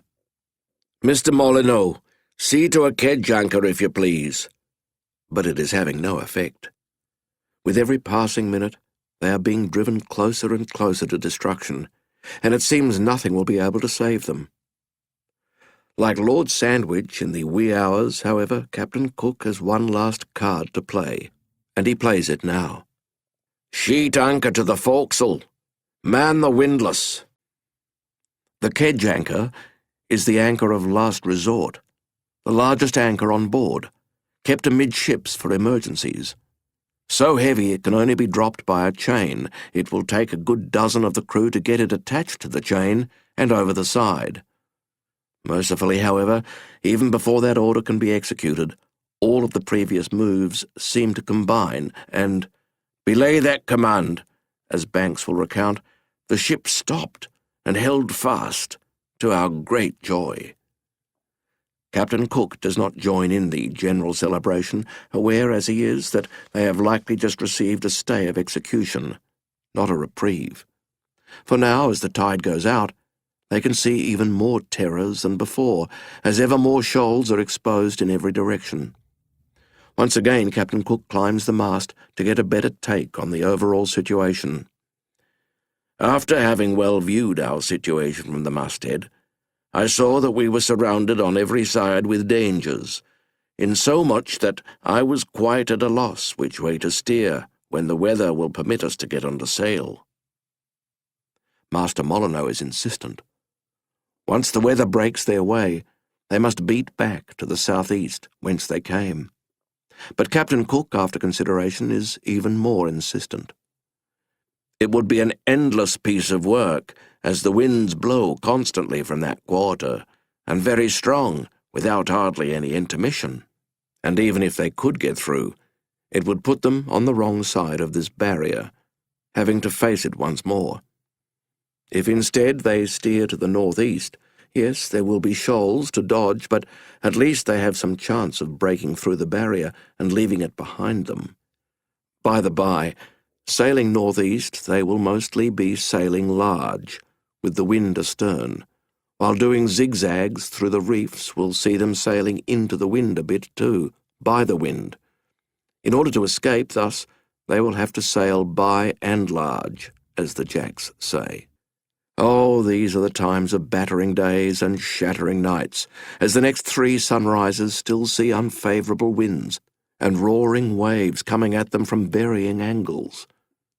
Every sundown in turn sees them beginning to pray that their anchors will hold to the dawn, as it will not be possible to take corrective action until that time, should they start to slip.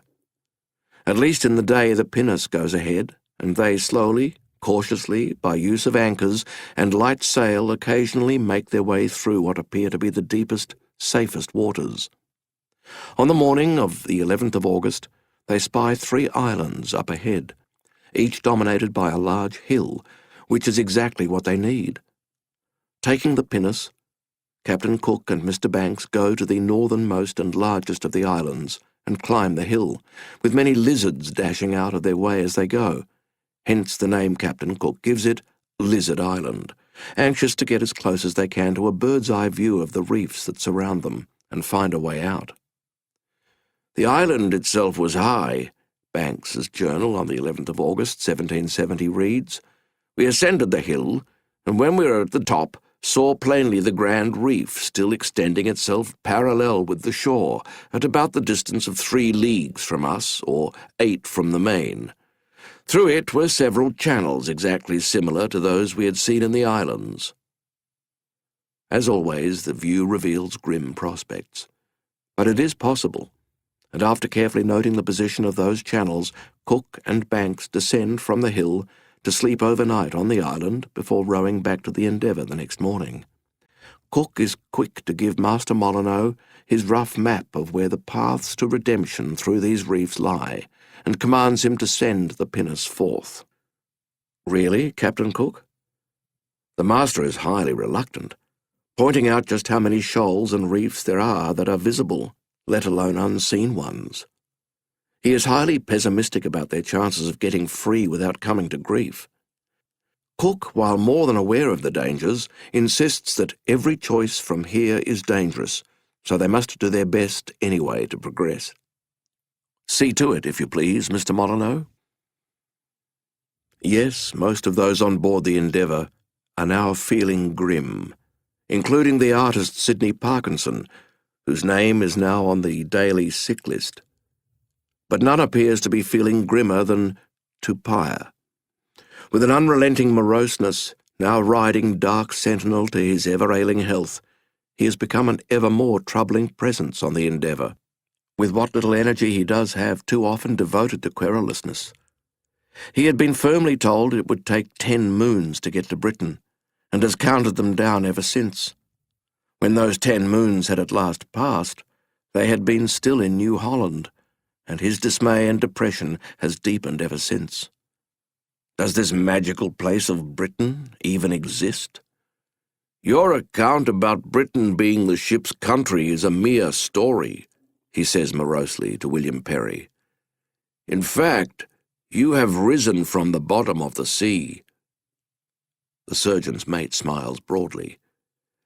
"Which of the many strange sailing canoes you have seen in Tahiti have you known to grow in the sea?" The question gives Tupaia pause. It is a good point, but he is vexed.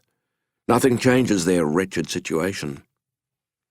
"If not so," he finishes, "you have however lost your way and can never find Britain again." This time it is William Perry who takes pause.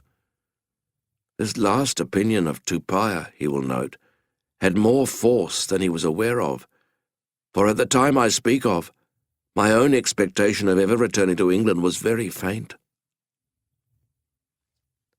Gathered around the fire, the Kuku-Yimida talk long of these strange visitations, these ghostly men who landed at the river mouth and, with no ceremony at all, no observation of respectful requests to pass through, or to stay, gorged themselves on the land's precious bounty, trampled her plants, frightened many of the animals, and caused them to flee with the noise they make, and, most disturbingly, stole many of the ancient totem, the turtle, before finally, blessedly, leaving on their great spirit bird. The fire magic has worked. The Wangar, spirits of dead Kuku-Yimida ancestors, are gone.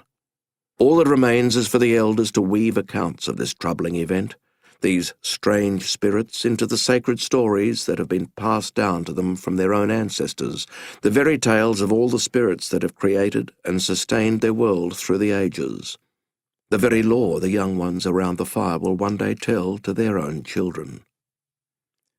Then, finally, one day, they watched the ship sail out of the Wallambalbiri and away from our Kuku-Yimida land. We called them Wangar, spirits of our dead ancestors, and that name is still used to this day. Such is the dreaming. Chapter 13. Outward Bound. For the first time these 3 months we were this day out of sight of land, to our no small satisfaction. That very ocean which had formerly been looked upon with terror by maybe all of us, was now the asylum we had long wished for, and at last found. Satisfaction was clearly painted in every man's face. Joseph Banks, 14th of August, 1770. Batavia, formerly called Jocatra, is situated in a very large open bay, in which is a great number of low islands. It is walled round, and has many canals cut through it. Sidney Parkinson, 1770. Batavia is certainly a place that Europeans need not covet to go to, but if necessity obliges them, they will do well to make their stay as short as possible. Otherwise they will soon feel the effects of the unwholesome air of Batavia, which, I firmly believe, is the death of more Europeans than any other place upon the globe of the same extent. Captain Cook. Description of Batavia, 26th of December, 1770.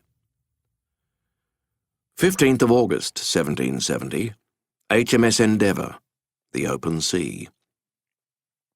In his entire 23 years at sea, Captain Cook has never seen the like.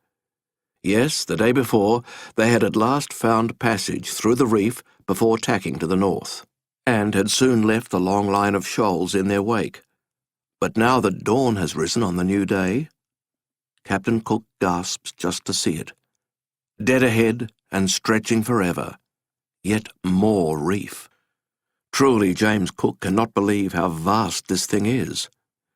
We saw a reef between us and the land, extending away to the southward, and as we thought, terminated here to the northward abreast of us.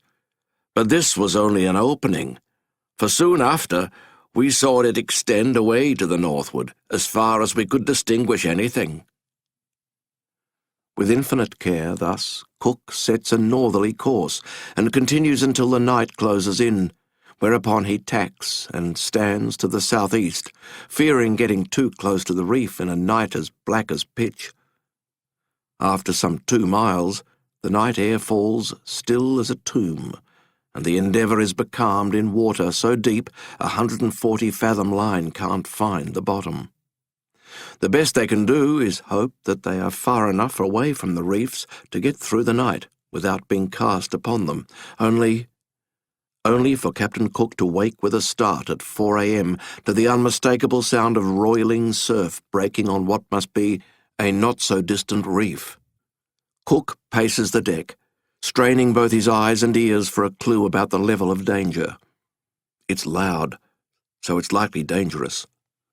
As his vision extends for no more than a few yards of the deck, his key hope is that the terrifying roaring sound of the breakers on the reefs will grow fainter. Alas, alas, it does not, and all sailors with him on deck know it. Rarely they have felt so far from home as now. At any second, it seems, they might hit yet another crop of coral down here in the unexplored South Seas, far beyond the edges of the known world. And that would be that. Their fates a mystery to those at home forever, their bodies sacrificed on the altar of the reef, their endeavour and their endeavour lost, all for naught. As the black sky lifts a little to grey, Captain Cook makes out vast foaming breakers crashing down on, yes, a very nearby reef. "Not a mile from us," records the captain, and every surge of the swell is carrying them ever closer to it. Drop the anchors? If only they could. "We had at this time not an air of wind," Captain Cook chronicles, "and the depth of the water was unfathomable, so that there was not a possibility of anchoring. In this distressed situation, we had nothing but Providence," records the captain, invoking the Lord's divine protection for the first time since they had sailed from England. On the chance that God won't help, however, he also has another plan. "Bo'sun, see to your oarsmen, and launch the longboat and yawl."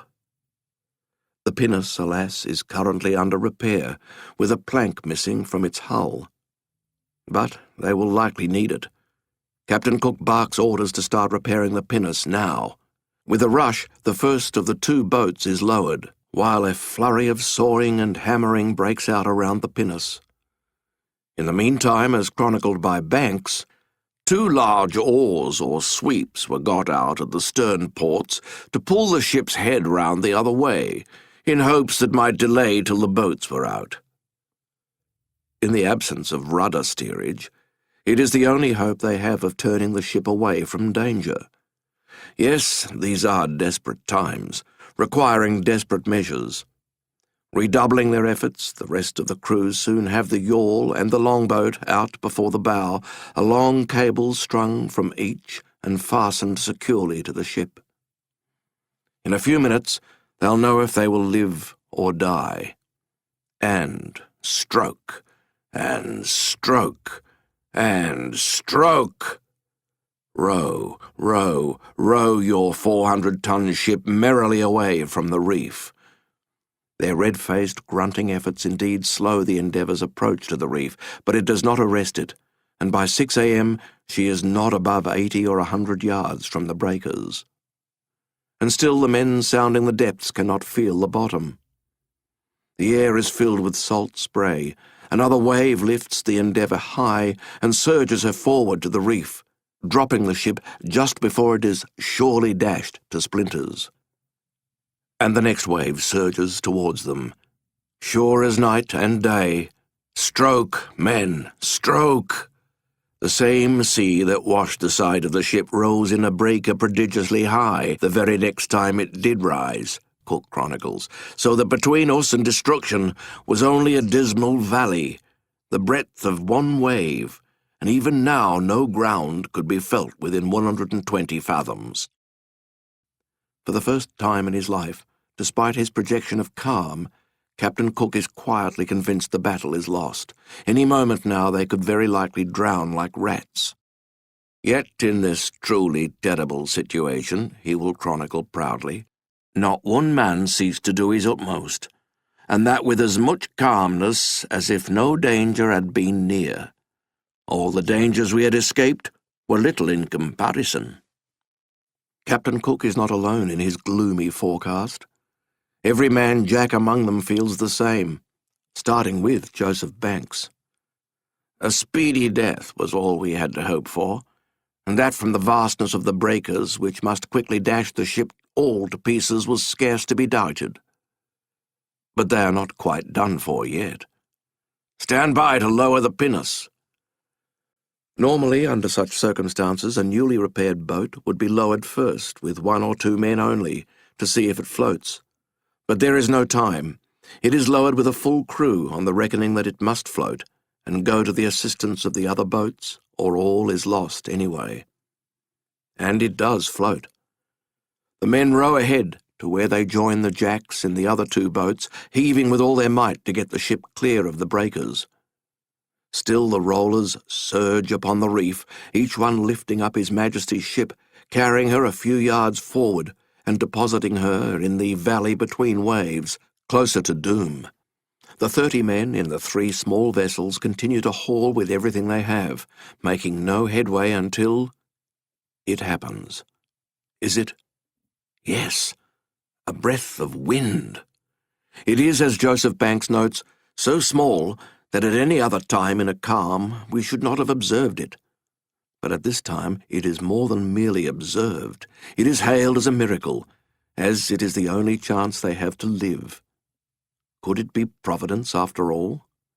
Make sail, Mr. Molyneux. Make sail they do, the jack-tars following the master's orders. Sharp up to starboard.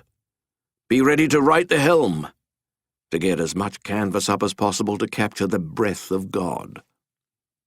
In less than a minute, the result is obvious. It is working. The wind has checked their progress towards catastrophe, and the ship is now moving a very little on slanting direction away from the breakers. Alas, alas, as wonderful as the small breeze is, after just 10 minutes it falls away, to such a point that a strong debate breaks out about which direction exactly the minute wind is now currently blowing in. Banks watches in disbelief as Cook throws small pieces of paper overboard to see where the tiny breeze might take them, or if any evidence of a breeze can be seen. It cannot. Once more, destruction beckons, when again God lightly whistles a hymn in their direction, for, as Banks records, our little friendly breeze now visited us again, and lasted about as long as before, thrusting us possibly 100 yards farther from the breakers. We were still, however, in the very jaws of destruction. And yet perhaps the Lord might visit one more miracle upon them. For there it is. About a furlong up ahead, they suddenly see an exceedingly small opening in the reef, so narrow it is only a little wider than their ship is long. By one measure it is madness to think they could get their ship through it. On the other hand, they have no choice, and if they can get through it, they can already see calm waters that wait on the other side. The fear of death is bitter, Banks records. The prospect we now had before us, of saving our lives, made my heart set much lighter on its throne, and I suppose there were none but what felt the same sensations. Now the yawl and the pinnace are set in different directions, no longer trying in unison to pull the Endeavour out of the breaking swell, but instead in opposition to one another, each tug correcting the course bit by bit, trying to make the mighty ship veer towards the tiny gap in the reef. There is one exception to the all-in straining, or at least furious focus from the gunwales, for in a display so very typical of him, the astronomer Charles Green chooses this time to shoot the sun and calculate their longitude. After all, if they are about to die, they may as well know where they are dying. These observations were very good, Green will record blithely. The limbs of the sun and moon very distinct, and a good horizon. We were about 100 yards from the reef, where we expected the ship to strike every minute, the swell heaving us right on. Lieutenant Hicks, meanwhile, orders the men in the pinnace to row alongside the ship, where he calls up to the quarterdeck. "Captain, the opening is narrow, but it is a good anchorage, and there is a passage quite free from shoals." For all of Lieutenant Hicks's optimism, and all of their prayers, it still does not seem very likely. And yet perhaps the Lord is watching over them after all, for now all of the tides, their comrades hauling oars in the boats, and Providence itself seem to be with them, as they indeed nudge towards this propitious opening. But it is not to be. Instead, An ebbing tide proves the solution. Gushing outward through the opening in the reef, it carries the Endeavour in the opposite direction intended. But nevertheless, they are out of the breakers, into a new kind of hell. Around noon, Captain Cook records, "We had got an offing of 1.5 or 2 miles, yet we could hardly flatter ourselves with hopes of getting clear, even if a breeze should spring up, as we were by this time embayed by the reef, and the ship, in spite of our endeavours, driving before the sea into the bight. The ebb had been in our favour, and we had reason to suppose the flood which was now made would be against us." Yes, ebb and flow, give and take, by and large, the incoming tide will undoubtedly drive them back towards mortal peril. In desperation, Captain Cook climbs the mast to look for any option that doesn't look like certain destruction. There. It is another deep opening in the reef, a mile to the westward. Lieutenant Hicks is immediately sent forth to examine the possibilities, and he returns soon with his views. Narrow, yes. Dangerous, certainly. But without doubt it is their only hope. So they try, their efforts being met with a blessing. A light breeze soon after sprung up at east-northeast, with which the help of our boats and a flood tide we soon entered the opening, and was hurried through in a short time by a rapid tide like a mill race, which kept us from driving against either side, though the channel was not more than 1/4 of a mile broad. Having entered a kind of coral harbour, Banks notes the irony of their situation. 2 days ago, our utmost wishes were crowned by getting without the reef, and today we were made again happy by getting within it. For now, Captain Cook has the men drop anchor to secure the ship for the moment, but their ordeal is far from over. Right now, the key problem is to continue to survive, and Captain Cook is under no further illusions. He has learnt his lesson, twice, and now he must change course. Given that 10 leagues off the shores of New Holland in these parts there appears to be an all but impenetrable maze of reefs, which extend south to north for a distance unknown, the only way to lift their chances of survival is to stay squarely to the west of those reefs, and sail north in the calmer passage of water that lies between the reef and the mainland. At least this way, if they get into trouble again, and if the ship is lost, they might be able to get some of the men safely on land. Captain Cook further decides to make no more landings on this coast other than for water. They must get to Batavia, the key port of the Dutch East Indies, to treat the growing number of sick men and to rest. Although no reasonable man could disagree with this course of action, Captain Cook remains all too aware that an unreasonable man named Alexander Dalrymple awaits in London, likely all too ready to criticise him, and so he includes a rare piece of explanation and reflection in the log about the pressures, pleasures, and problems of the leader employed as a discoverer. Is it worth it? And what will armchair critics say of the perils undergone and foregone? Captain Cook has little doubt.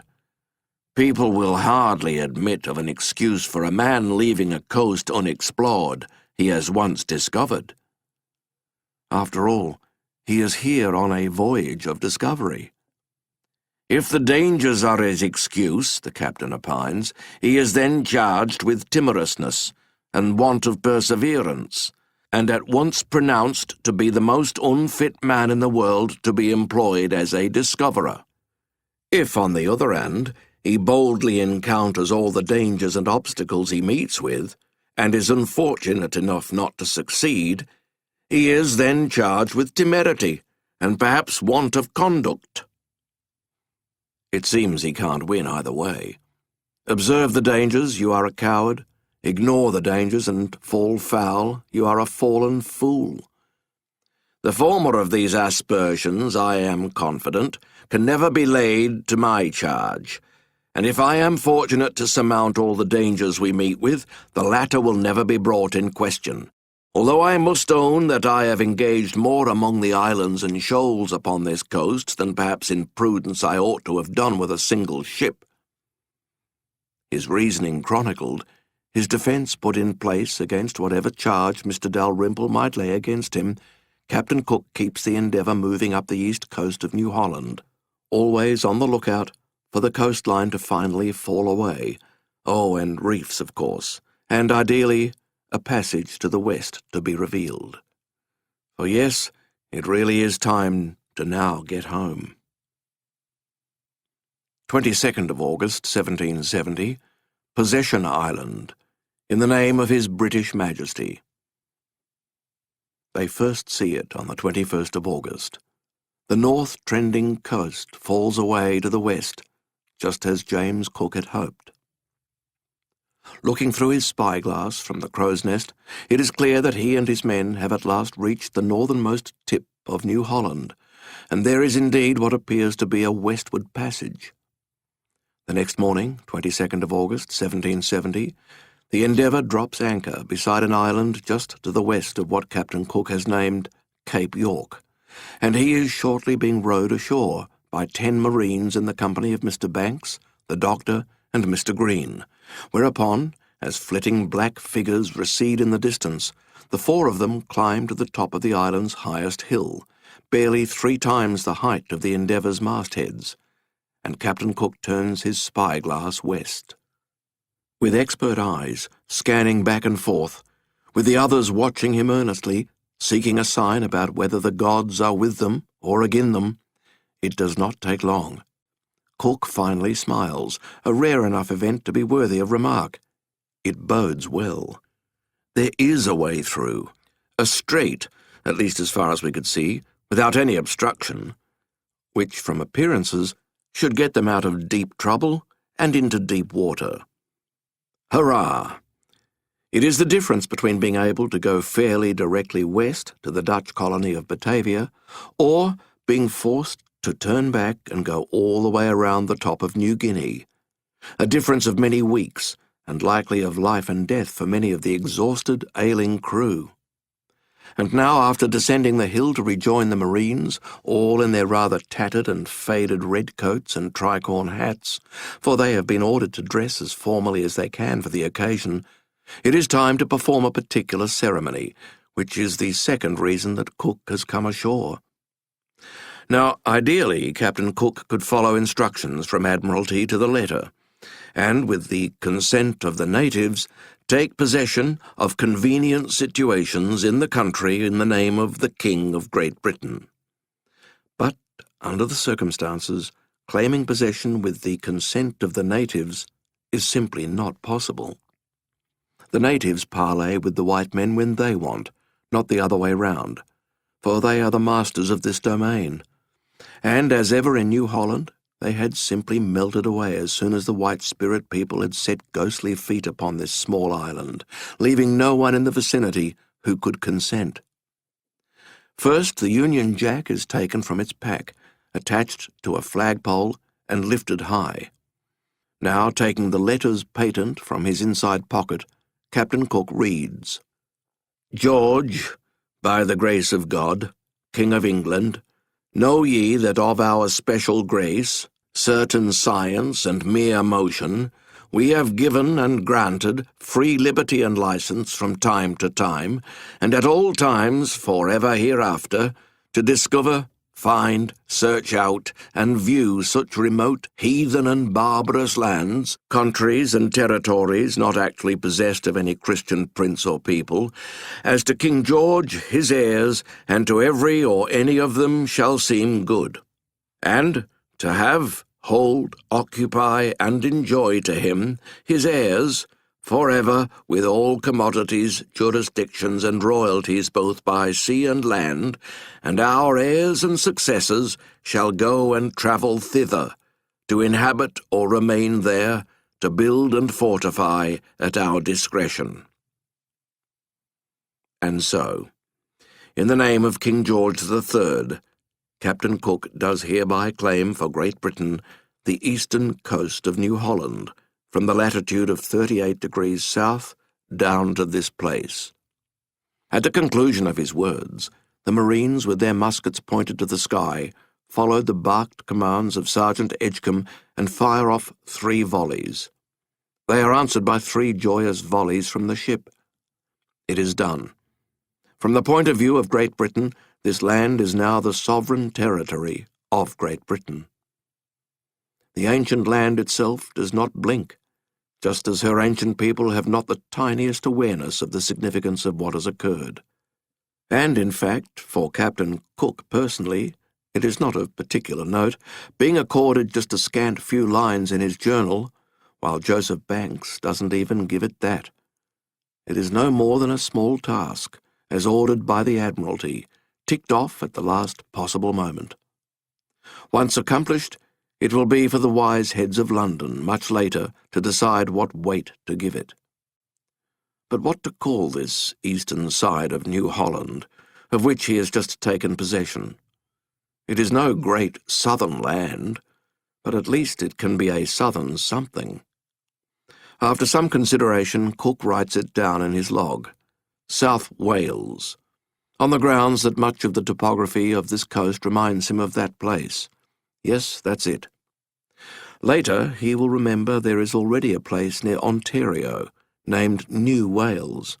So, with a couple of strokes of his pen, just as he had modified the name of Stingray Bay to Botany Bay, he will change it to New South Wales.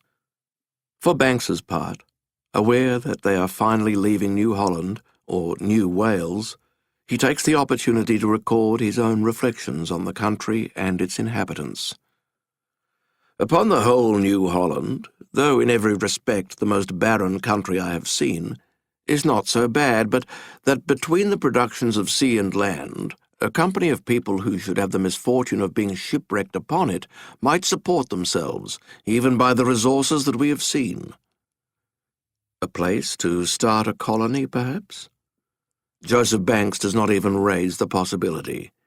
And yet his next words at least make clear that if Britain does pursue that path, resistance from the locals, in strict contrast to the situation in New Zealand, will likely be minimal at best. This immense tract of land, the largest known which does not bear the name of a continent, as it is considerably larger than all Europe, is thinly inhabited, even to admiration, at least that part of it that we saw. We never but once saw so many as 30 Indians together, and that was a family. Perhaps there might be a large population inland? No, Joseph Banks is sure the inland is totally uninhabited. As a matter of fact, Banks notes that New Holland has a soil so barren and at the same time entirely void of the help derived from cultivation could not be supposed to yield much towards the support of man. And now for one of the most puzzling things about the natives. In the simple way they live, these people don't seem to want anything, and they don't steal. The virtues of such a simple life are obvious to Banks. From them appear how small are the real wants of human nature, which we Europeans have increased to an excess, which would certainly appear incredible to these people, could they be told it. Nor shall we cease to increase them as long as luxuries can be invented and riches found for the purchase of them. And how soon these luxuries degenerate into necessaries may be sufficiently evinced by the universal use of strong liquors, tobacco, spices, tea, etc., etc. Captain Cook's own thoughts run along similar lines. These people may truly be said to be in the pure state of nature, he will note, and may appear to some to be the most wretched upon earth. But in reality, they are far more happier than we Europeans, being wholly unacquainted not only with the superfluous, but also of the necessary conveniences so much sought after in Europe. They are happy in not knowing the use of them. They live in a tranquillity which is not disturbed by the inequality of condition. The earth and sea of their own accord furnishes them with all things necessary for life.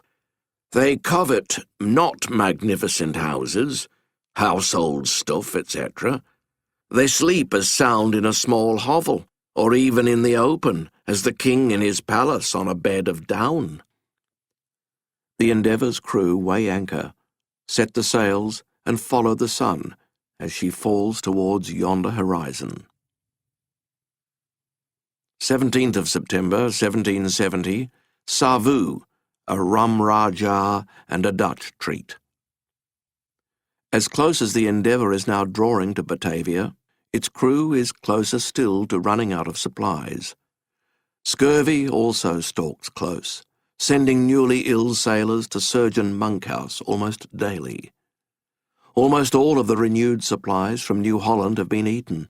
There is no salted beef left, nor sea biscuit. Certainly no vegetables. They have not eaten vegetables in weeks. They can barely remember what fruit tastes like. They simply must stop for supplies at the nearest port, which proves to be the small island of Savu, where, as Cook rhapsodizes, "We saw houses, coconut trees, and a flock of cattle graze, and these were temptations hardly to be withstood by people in our situation." Lieutenant Gore is sent ashore as emissary for Captain Cook, and is most surprised to find himself greeted outside the gates of the Rajah's palace by a curiously ragtag yet charming kind of dark man in a sarong and coat, who turns out to be the Rajah of Savu himself.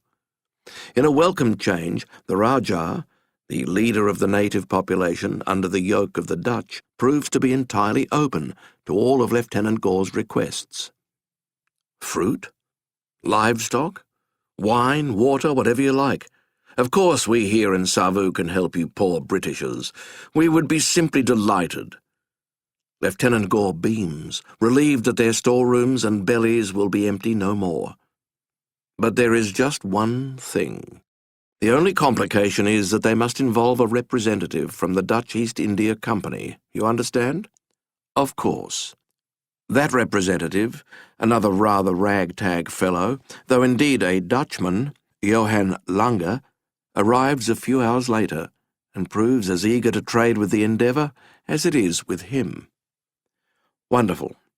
Cook and his crew are saved, and the market is open. Although there is just one more thing.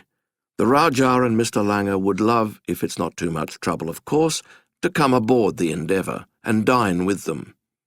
Well, yes, sure, but we are a little low on supplies. This ends CD 15.